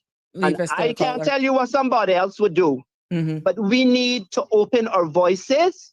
We need to come to these platforms, and we need to make our voices known that this is where we have to live and work. Thank you, and God Thank bless you. this country Thank and you this so much. government. Thank you, Thank caller. you. Have Thank a good you. evening, Ms. Sabrina. And thank you for always, My pleasure. always having a listening ear. My pleasure. Thank you. That's what you we're and about. Miss Sandra. That's God what we bless. are about. Thank you so much. Thank you. There you have it, Cayman. This is where your voice actually has a place, and it is very obvious what's happening here, and we don't ever Shaka Zulu. I mean, sometimes people may think that, oh, it's going on too long, but if I'm saying this is your space, this is your space. Good evening, caller. Please be concise. I have a number of calls lined up. This is what I wanted to say. Fancy bring that up. I was saying about the police officer B. I don't see no nothing here no more in just night before last night. No, because it's been temporarily suspended, Michelma. My mother-in-law called me frightened, asking if my husband had come out, and I said, but he's not coming out this time. Night we had went out, we were first, and she said, well, somebody was knocking, and that's a 90-year-old woman, and she said somebody was knocking on her back, and she kept asking who it is, and they wouldn't answer. And I tell her, I said, well, I'll get my son, and I'll come down with my machete and my bat and come see who it is, because around the back of the house dark is no light there. But she said no. I said, because you know what they got and who they is. And then I tell her, saying, no sense to call them police, because they not come, because I want to tell you, I kaboom for that fella, because I had the same situation. But what we probably need to do is get rid of some of these police and get some of them that they got in Jamaica, that what they do when they go for the loud music, because I know what he's talking about, and then if it were music, but some of it be loan dirtiness and loan bookabong, like song like Ken and Pan and Port Cover. I like to listen to music, but not that kind of thing, good music. And when they go, that's what he said, when the police come after hours, they cut it down while the police come and gone, but then they cut it back up. But if they call them back, what they do is go and mash up the system. And I had tell them one time we had the same thing down in a yard, and I call them, and then I will come. And I tell them, I say, I'll go down with cement block and mash up their equipment and mash them up. To be honest with you, if they are called repeatedly to the same location, they have the powers within their right to confiscate these equipment, because that they have those powers. But and you remember what he's saying about the Royal? You remember when they had the logo on their cars? I think it was me make them pick out. You remember when they had we care, we listen, and we ask? You remember when they had that written on the side of the police cars? And I tell them one time, I call them and I say, Honor need to change that, because that don't represent honor or nothing, because it says we care, we listen, and we act, but honor don't care, honor don't listen, and honor sure as hell don't act. And the only time I see them coming ASAP is if you tell them, I hear a boat just land on the North Song, a boat just land East End, or you see somebody run through the bush with a package, and you think they come in fast then. And I tell them, I say, when I ain't calling no more, and I gotta take my own action, but then I'm gonna come for me. But I'm afraid, but then when I'm gonna come for me, I gotta go for whoever I done whatever, and for honor too, because I know I'm coming and I gotta have a big pot of hot water ready, and just when I knock on my door, I gotta douse on it down from head to foot. I gotta do what Fool done his grandmother. Because that's the kind of thing we got. And then like that fella said, when you speak, they say your mouth big, and you're like, but if you don't voice it, what'll happen? Yeah, but leave us right there. Leave us right there, caller. They don't get no response. They don't care. Well, I'm hoping. They want that money. I'm hoping. If they could get that money for free, that's all they want. But they run out. I bet you when you hear them telling about in a little drug boat line, you stand, you see them. I mean, when they pass, they be flying almost faster than the mosquito plane. All you hear zoom and sirens. They be going fast then. But people could be killing you, and they could kill you and wake up 10 times, and they don't come. You call them 10 o'clock, 2 o'clock, 3 o'clock in the morning. If incident going on, they're full of shit. There we have it. We're going to take a short break. And when we come back, more on this topic right here on today's edition of Sabrina Speaks. Infrastructure is more than roads and buildings. It's our lifeline. From pioneers who paved the first paths to today's crews and engineers who keep us going. They power hospitals, connect families, and help us after natural disasters. Let's honor the people behind Cayman's progress. Nominate someone who built or maintained our Cayman Islands at gov.ky/YSCH. Click nominate today.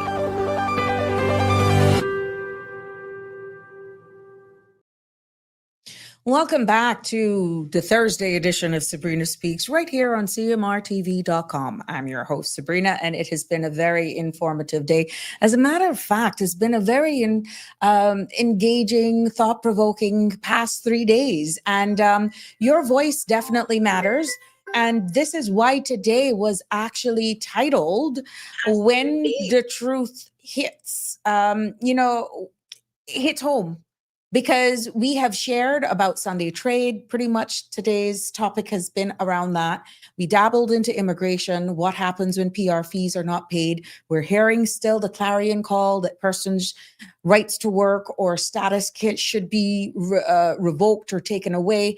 I am reading it in real time under the provisions that the board has to take into consideration when they're approving status or PR or residence and employment rights certificate. But then when you go down to the revocation side of things, how persons can lose their right to be Caymanian, their permanent residence, it's a total different, it takes on a total different dynamic in how persons can lose it. And what you are actually saying does not necessarily come under the terms in which persons can lose their employment rights certificate, how they can lose their right to be Caymanian status, whether it is on the grounds of marriage, whether it's on the grounds of naturalization, whether it's on the grounds of descent, without a conviction that comes with an imprisonment of more than 12 years.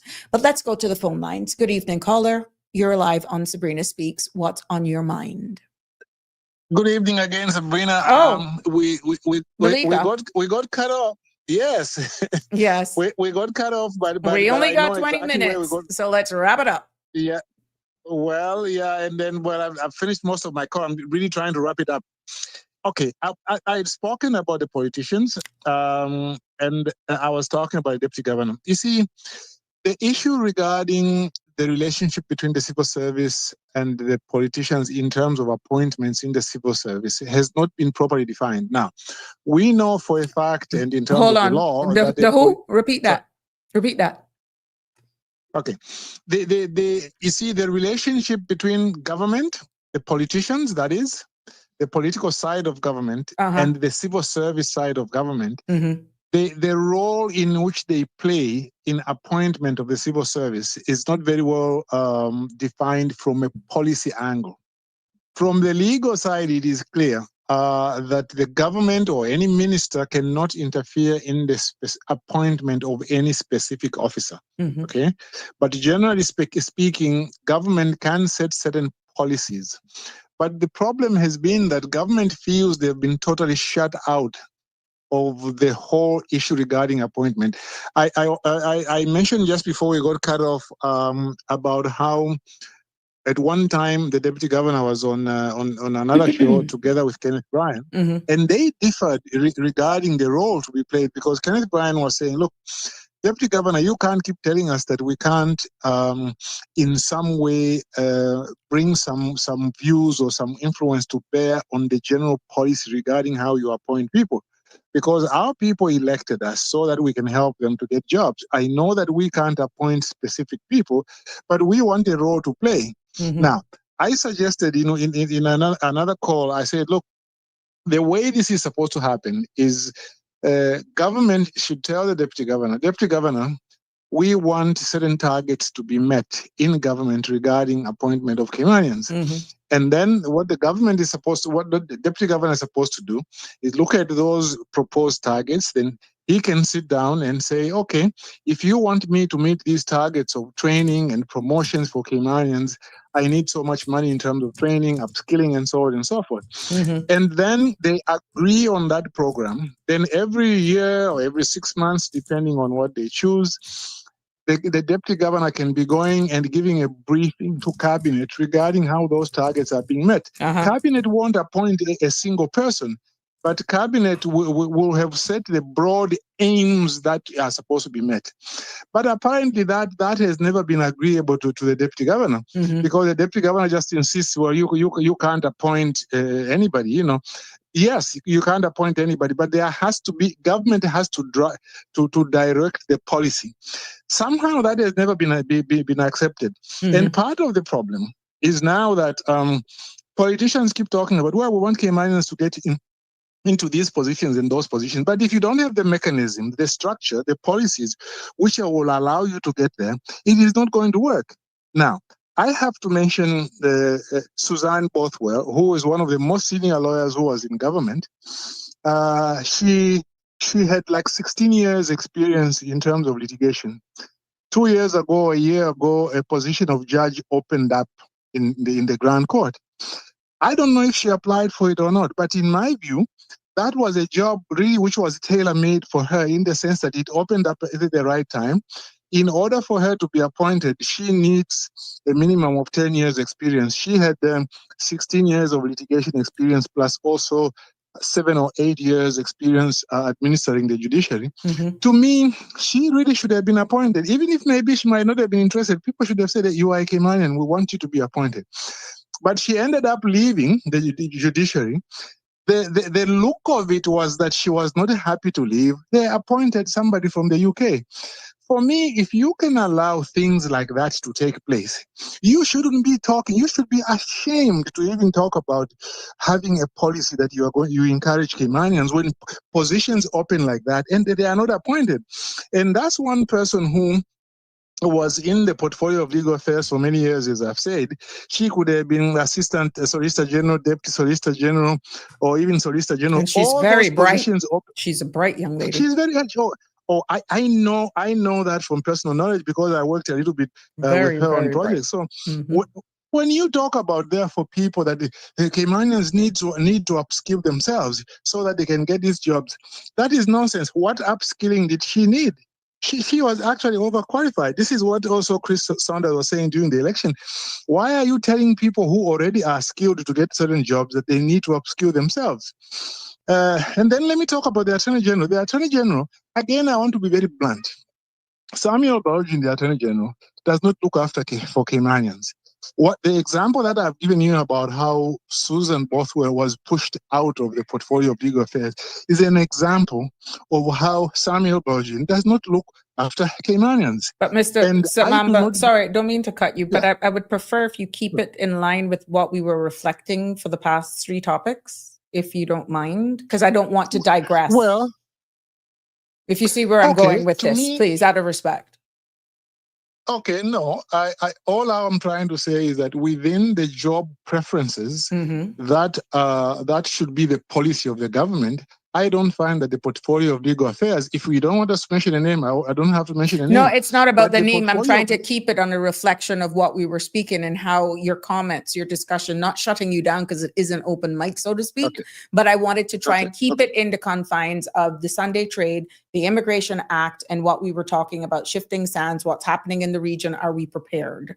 We know the understanding with the great immigration reform and making sure we're not disenfranchising people, but as it pertains to immigration laws and what needs, I'm just trying to keep it within so that we're not coming off topic. If you get what I'm trying to say. No problem. In fact, I'm trying to wind up because immigration to me always comes together with the job preferences. But let me conclude by saying this. Okay. Let me conclude by saying this. If there's anybody out there who thinks that this government is not going to renege from what they've announced, they should think again. Because some time back in 2003, 2004, Mr. McCarthy, then Chief Secretary, announced that the rollover was going to be introduced in government. But that policy was changed after it was announced and a circular issued. So if people think that this government is not going to renege on that again, you have to think again. But my final point, if people in Cayman want immigration reform, they are not going to get it by doing what I'm doing now, by calling shows or doing social media and so on.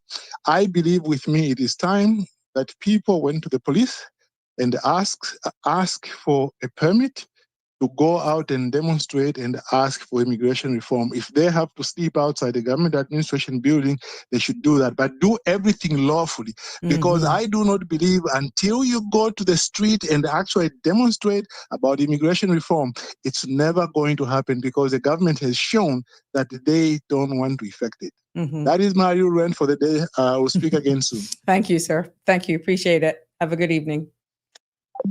There you have it, ladies and gentlemen. Tartarian, we got some comments coming in here. Miss Juliet Solis says the fire service is another set. Called them for illegal burning and they driving around with the truck windows up.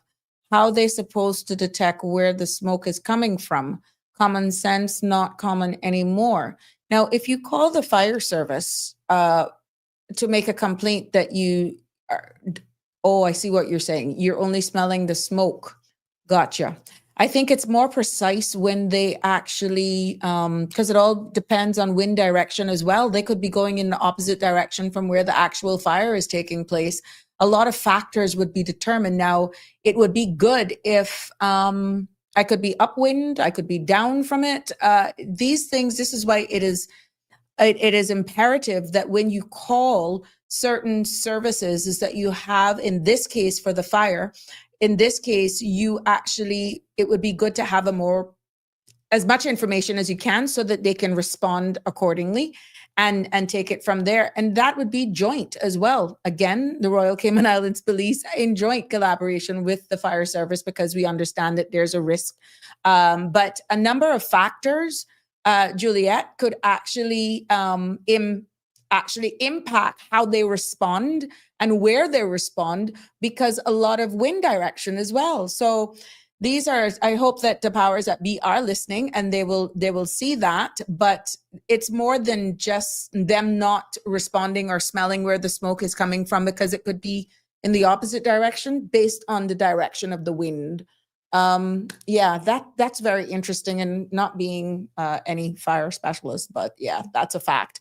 When we were talking about the loss of the right to be Caymanian, and for those of you who missed it, and we keep saying their status should be taken away and all of that sort of stuff for the sake of education, for the truth. Revocation of the right to be Caymanian, that's Caymanian status. Under Section 33, as I alluded to earlier on, is where the holder has supplied false or misleading information in a material particular to the board, meaning if they provide false information, this is how you can take it away. Where the holder has been outside of the islands for a period of 5 years and can no longer said to be settled here, where the marriage to the holder, being the spouse of a Caymanian, is deemed by the board to have been a marriage of convenience, where with the civil partnership, the holder of being the civil partner of a Caymanian has deemed by the board having been a civil partnership of convenience, or where within 3 years of the grant, the spouse of a civil partner of a Caymanian of the right to be Caymanian under this or any earlier law, the marriage or civil partnership of the holder, in the opinion of the board or the director of work, has been broken down, has declined to the point where the parties have separated as a result of a decree from a competent court or deed of separation, or that the marriage or or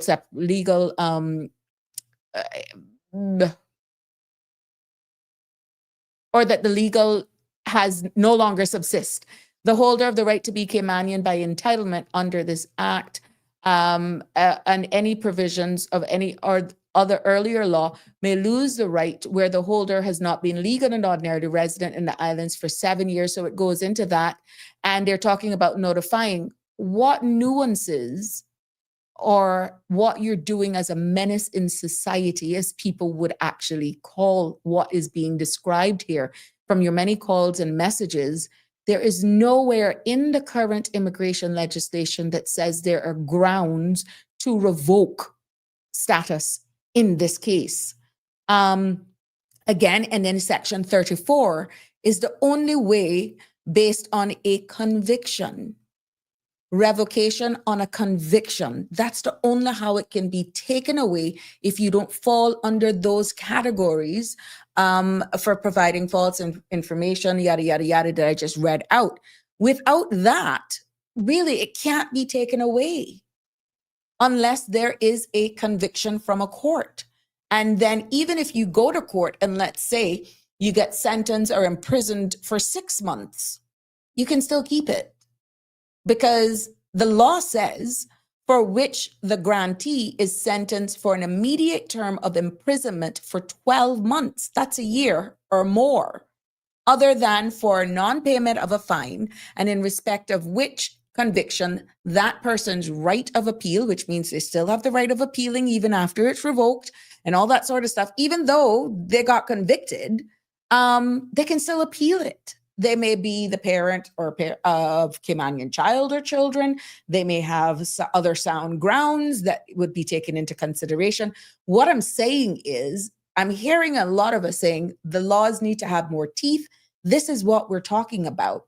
If it's a case where we're saying people are coming here, they're just disrespectful, of course, under the guidance of the Attorney General's chambers and the most learned people in law. If this becomes a priority of the sitting administration and they really want to deal with immigration reform and deal with it not in piecemeal, but in its totality for this reform, then you need to look at those persons who will be in the community, whether or not they're desirable, because when you see what the board has to consider when they are processing the application versus what they have to consider when it is up for revocation is two different things. It's really two different things because you got character, conduct, your status of medical health, the status of your mental health. All of those things are taken into consideration when you're processing the application. It's after these applications are being granted that I'm hearing the outcry from you. This needs to end. No, they have changed on us. No, these type of people we don't want here. We're seeing their truth coming out now. Unless it's inscribed in law and it has to be fair and balanced and there are other pieces of legislation that could actually impact those requests for loss or revocation when you add the human rights element into it as well, which is a separate piece of legislation. So the will of the people, the ask and mandate of the people to your elected arm still has to be, and pretty much your ask is in the middle, and then there's implications of human rights and different laws that surrounds the ask of the people. Where is the political will? And is it going to be considered with the legislation, the recommendations that you are asking in layman's terms? How does that align with laws, human rights that may not only be the immigration law? We see it with the noise in the community. You hear how much other pieces of legislation that falls under it that you're thinking, okay, I just want to get this just dealt with. Just stop breaking the law. Your noise is just really disturbing the peace. It is not who we are as Caymanian people, no matter what day of the week it is. A lot of you didn't realize DEH has a mandate as well because of under the public health law, the Public Health Act.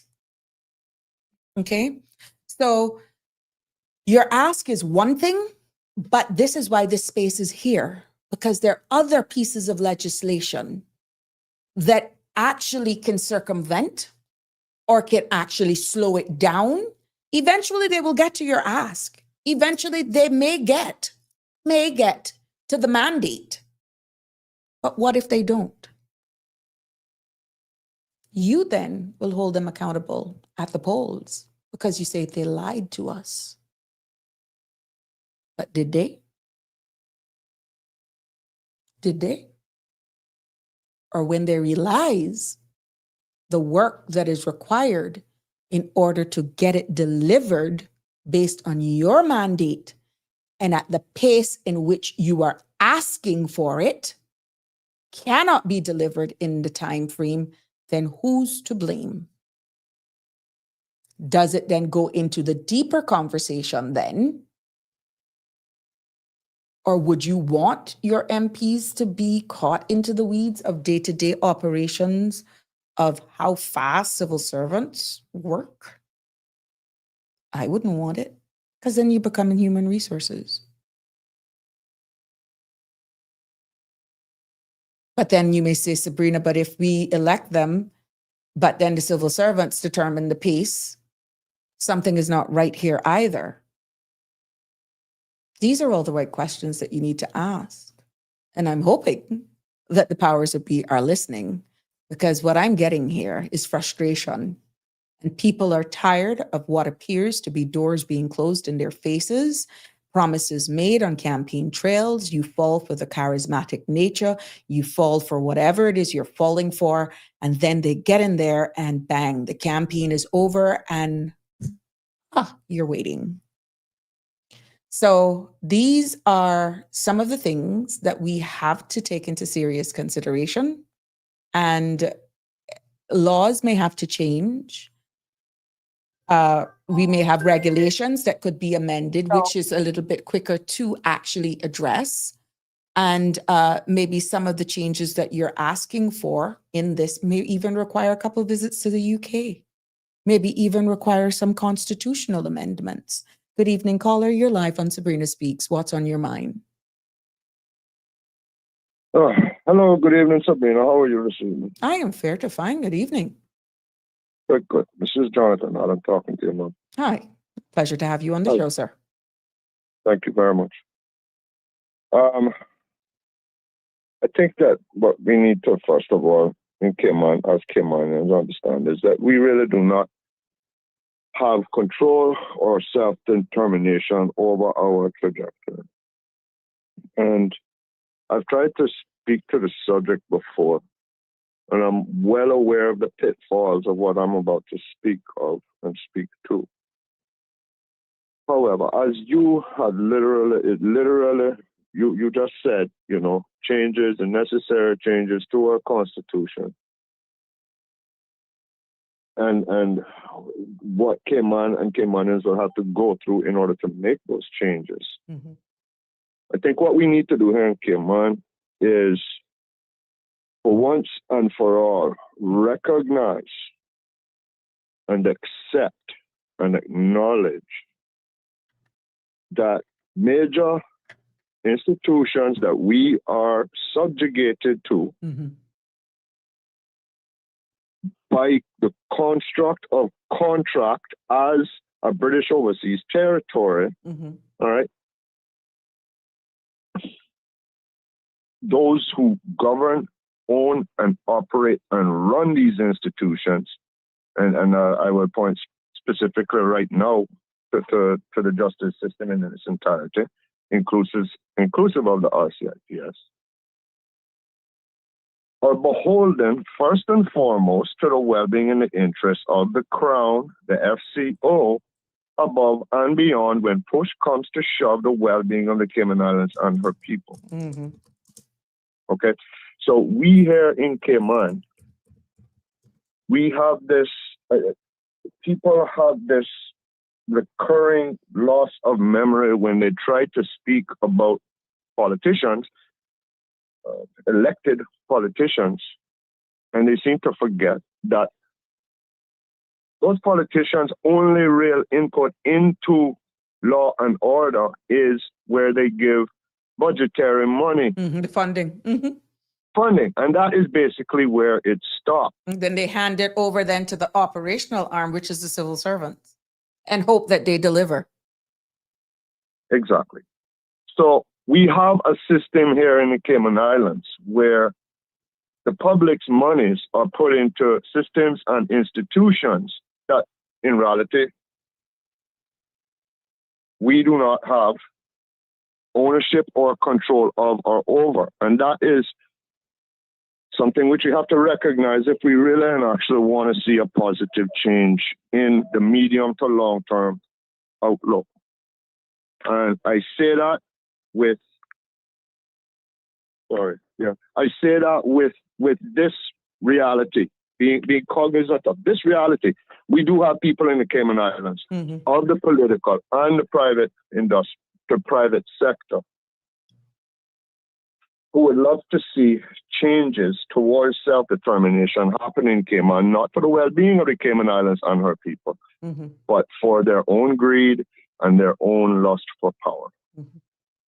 However, if we here in the Cayman Islands expect to see any real improvement in law and order, in governance, in a valid electoral and a valid and sustainable system of electoral processes, and on down the line, we have to be willing and able to start to take the reins for ourselves. We have to, Meaning? in order for us to expect anything good. And we have to basically summon the intestinal fortitude to look certain realities in the face. Mm-hmm. One of those realities, Sabrina, is that if we look at the lack of infrastructure, and not only that, but the purposeful ignoring of the need for infrastructure Mm-hmm. by a litany of political maladministrations in the past. Greed was guiding that trajectory. And it wasn't a lack of common sense. It wasn't an understanding that this infrastructure will be necessary. It was a self-serving observance of one's own self-interests, one's own political expediencies, and one's own greed in conjunction with private sector interests to get all of that done in a gold rush mentality perspective, Mm-hmm. with no real care for the problems which were definitively coming forward, and anybody with their eyes open could see was coming. That could be the lack of a solid waste management system. That could be the issues with sanitation. That could be the roads. That could be housing issues. And, instead of us talking about low-income housing projects and bandying that around as if it is some solution for the Cayman Islands of the people, Mm-hmm. instead of saying, look, we have to preserve for our present-day youth and our future generations the opportunities to actually, in a real-world scenario, have some level of hope for this. How are we going to do that if our population is expanded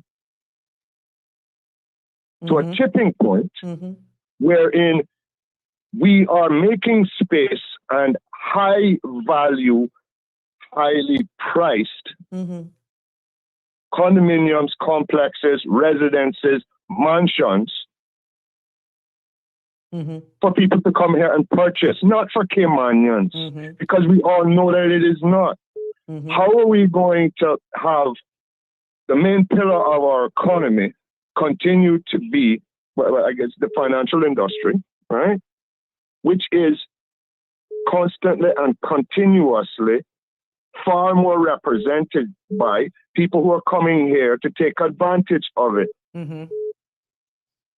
How are we going to complain about the environmental degradation, or allow the people who literally come to Cayman and complain about the environmental degradation when it is their very presence upon the face of this island, which is one of the main pressure factors, which is creating the set of circumstances. I mean, I see people that are complaining about quarries. Well, guess where all of that quarried material is going?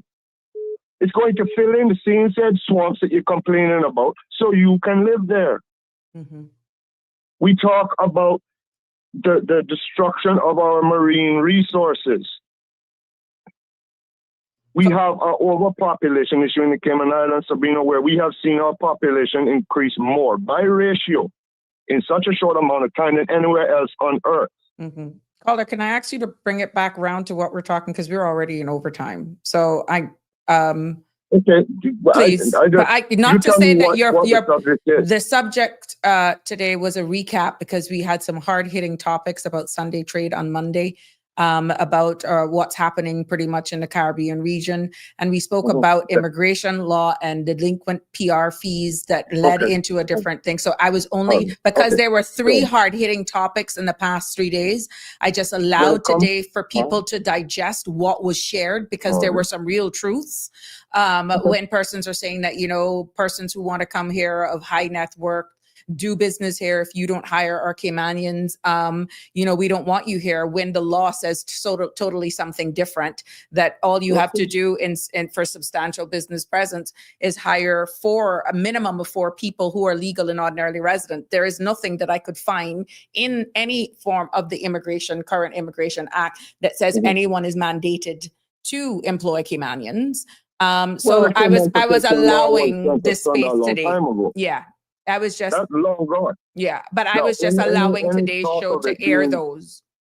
re-implemented, I would be very open-minded too, because there's definitely been a wrong way turnaround protecting Caymanians in their own, and they want to know the homeland for far too long. But But if we're going the to talk law, the about law only immigration says law, the law only says as long as you're legal and ordinarily resident.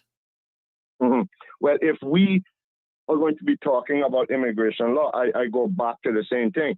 We are subjugated to the laws of other people, specifically the mother country, which is not aligning with the well-being and the interests of the Cayman Islands. That's We can because look we're at not this- independent. And that leads into what we were Exactly. saying, what was happening in the region about the CARICOM Exactly. and the risks. Are we too comfortable because we are a British overseas jurisdiction to say, well, that's not going to bother us, but yet it's happening right on our front steps.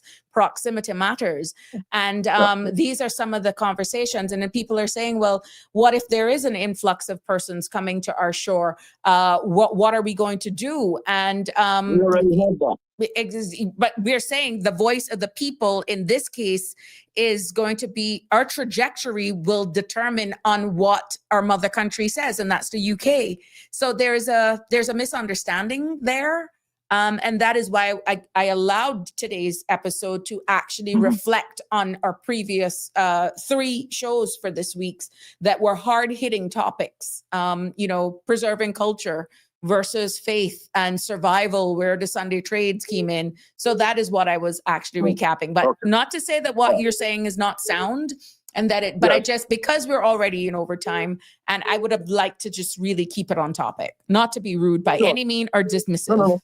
Absolutely.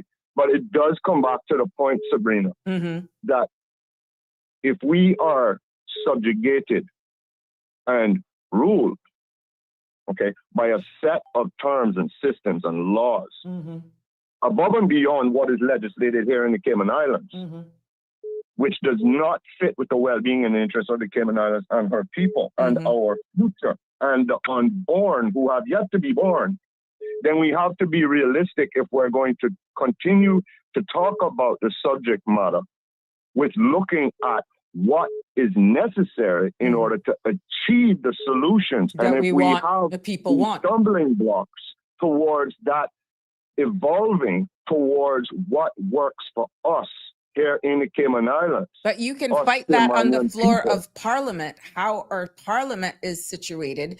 We can bring a piece of legislation.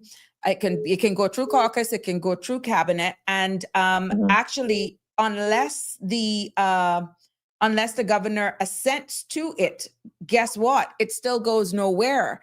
And this is what people are actually saying. How does the will of the people then be actually heard? Should legislation need to be placed in effect? Should we need constitutional reform with certain things? How the current construct is right now, we can beat up each other because we already know Parliament is a place of, it's an adversarial environment. There's no steeple on it. And they fight there for the people, right? Hoping that you get consensus and whatever the vote comes out, it's in the best interest in the favor of the people or what they're for. But then even after that, maybe in theory, the governor still has to assent to it. Correct.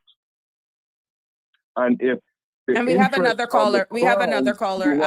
Adam. With the interests of the people, Right. the Cayman Islands and her people will consistently and constantly lose out. Correct. Okay. So- So we cannot complain about policing problems without looking at the reality that we do not own or control the trajectory of law enforcement in the Cayman Islands. We do not own or really control the vast majority of what people seem to refuse to identify the reality of, which is that it is not really and truly in our hands. And self-determination for the Cayman Islands and her people is something that if anybody is truly solution-oriented, has to open their eyes, understand the pitfalls, understand the dangers from within and from without, but become realistic and stop continuing to complain and ignore the realities, which are the necessary things that we have to look at with a very sober and wise eye. Mm-hmm. And move forward against that and demand the evolution of a constitution that the Cayman Islands needs. Mm-hmm. I think that we need to be the ones who are going to be the vote, who is our premier, us the electorate, to the explicit exclusion of any and all others, including the MPs themselves. Mm-hmm. That is one step towards any semblance of a real, viable, valid, and sustainable democracy we have here in the Cayman Islands. The semblance that I'm We getting, also though, need to is be people are making feeling our that their decisions for voices are not other heard. parts of the trajectory of our country, Sabrina. Mm-hmm. So I'll leave, okay? Mm-hmm. But Cayman, open your eyes. Mm-hmm. Stop complaining if you're not going to open your eyes to the reality that is in front of you. And speak. And stop blaming politicians for law enforcement issues when all they can do is hand over your daggone public monies to them. Good night. That deserves a reality. That deserves 10 kabooms. Let me tell Maybe you. 100. Okay, I got to give you 5 minutes, if that, because I got to wrap up at 7:15. Okay, I won't stay that long. I just want to say I implore that last call. Oh my God. It's like people are listening and people are waking up and people are understanding how the system has works. Made failed them so obsolete in their own homeland. Now, I know I'm going to get shot up for this, but do I care? Ask Carrie if she cares. We don't want that. No, I don't care if people want to get upset with me. I'm in my country and I'm yours complaining. I'm in mine complaining about you and mine. Anyways, the mass status grants of 2003 was the beginning of the end of the Native Caymanians in this country and our rights. Because, for one, something that major that went down, more major than us doing a referendum for decriminalizing marijuana and legalizing lotteries and saying no to a cruise birthing facility on Georgetown Harbor. Yes, all of those things we need the people who had a voice on. Were we ever given that opportunity before they dished out these mass status grants? No, we were never told about them until they started happening or when it happened. We had no clue, no idea. That tells you exactly how much your government back then cared about you, that they went that far against you. And that was the Parliament government back then that went with that mass status grant. They were the ones they were the brainchild, and they were the initiators, and they were the ones that approved it and finalized it and guaranteed it. They never put one stipulation in it against those individuals, making them the secondary citizen of the country while we still maintain their top tier first citizenship. They didn't bother. They just merged them with us. And that was where the genocide occurred, Sabrina. The people never had a referendum to agree to that. And that is where the people now need to rise up and take our country to the World Court and have that entire mass status grant redone. And everybody stripped of them. Everybody who got status in the mass status grants, your current status is going to be in the balance for a short time while we get a decision here, and have that entire thing done over and ask the people of this country who were registered back then in 2003 as registered voters. I'm sure the elections office knew who were registered to vote in 2003, and they would be the only ones to come out and have that vote for that mass status grant. Nobody else, none of the new Caymanians that we gave the status to would be able to be eligible to vote in that. But the people of this country need to take this country back, and that's one way of doing it, and revamping the mass status grant statuses to make them the second class citizen of the country and give them what they're allowed to have with that, and take away a lot of it, because it's so much who got that's doing so many illegal stuff, Sabrina. We have to retract some of their rights. If we don't do it, we might as well all pack up, leave the hell from here, go out, gone, bike, Felicia.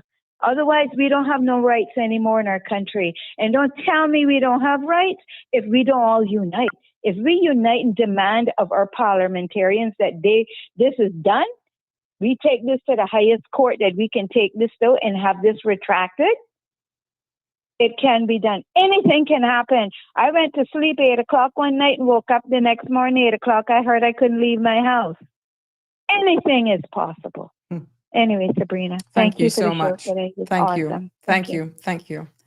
Well, there you have it. 19 hours, 19 minutes in overtime. And I want to honestly thank you all for sticking with me, and thank you all for participating. Now, you know, we have walked through some really, really heavy truths today. Actually, for the past 3 days. Today is actually the 4th day. And they have been heavy. We have peeled back the layers of Sunday trade, immigration law, unpaid PR fees. We have heard exactly what you feel in regards to upholding Christian morals and cultures, delicate balance. We have gone through accountability, as we have so often mentioned here on this space. And you asked the hard questions.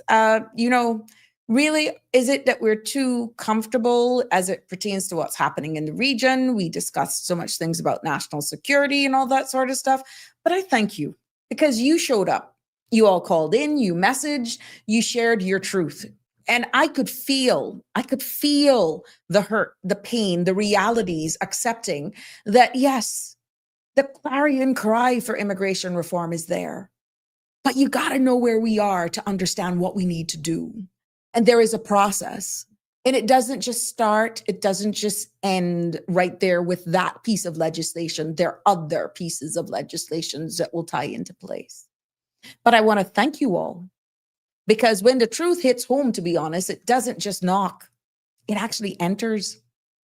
And guess what, too? It rearranges, because some of the hard-hitting discussions that we've had and what conversations have ensued, you guys are looking at so much things so much differently. We know it's emotive. You may have gotten angry. You may have been getting disappointed, but I don't want you to remain silent. Because when the truth hit home, it also demands that we look in the mirror and ask, what now? I'm hearing you ask all those questions. So here's what I know. What I know as a fact is that the truth is not the enemy of peace. It's the beginning of it. Because what I'm hearing, unless we get active, unless we actually make the people's voice have a value, unless we start holding the operational arm and let people feel as though they're valued, respected, and our laws are upheld, there will be no peace. But the truth is not the enemy. Don't be thin-skinned here. It's the beginning of peace. It's the beginning of healing. And healing starts, to be honest, when we stop pretending, when we stop turning a blind eye. And what I am feeling and what I'm seeing is that there's a divide in this country, and we don't need that. But charity begins with all of us, and those that are mandated to guard our gates, to uphold our very same laws. There is an appeal. There is an appeal. There's a loud outcry for accountability.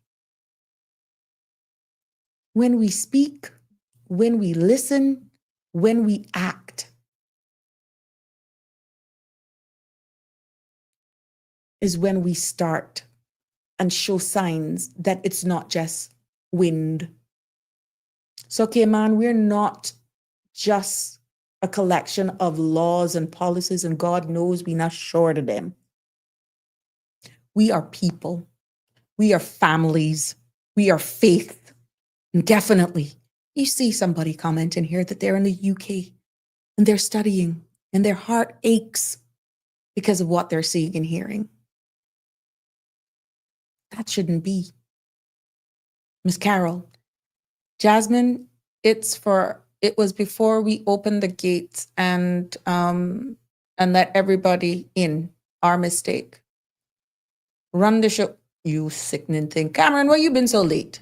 Tartarian, we are too weak to lift up the truth. We need to get strong first. Let's get strong. And Tartarian, every day I intend to do that.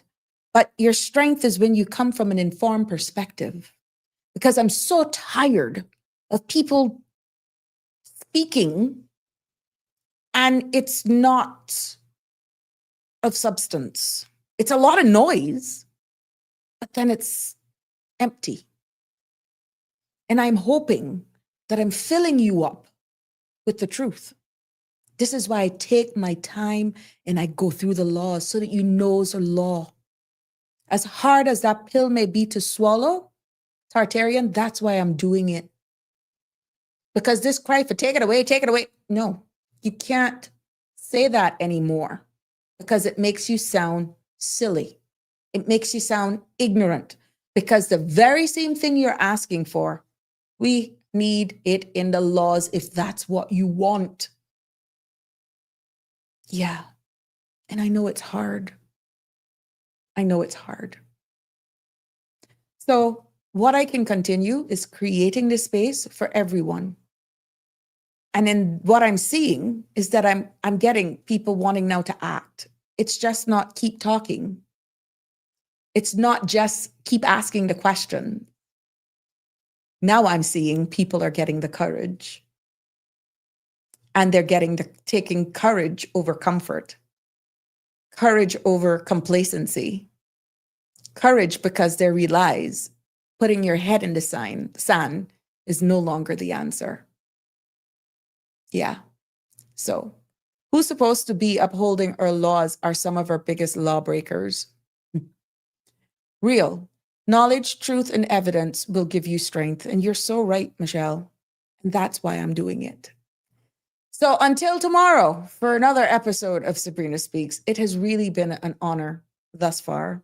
We're going to have some young people on tomorrow with us on our Wind Down Friday. And I'm excited for that episode because God knows I can't give you all another hard-hitting topic like what we did all week. But next week is definitely there. And I intend to ease my way into actually the national ID. I want to get an opinion on that. I want to get your opinion on that. So I will encourage you to do not take away and don't forget, let me remove this, that this month is October and you know what happens. We wear pink. Yeah, because it's Breast Cancer Awareness Month. And I like this little thing, little Snoopy there. So just not forget that, you know. But until our next show, I am encouraging everyone, please, please, please, please, please, to stay bold, stay kind, stay curious. It has been my pleasure to bring you another episode of Sabrina Speaks. Have a wonderful evening. Good night. Love you lots. That's a wrap for today's edition of Sabrina Speaks. Thank you for tuning in and for being part of the conversation.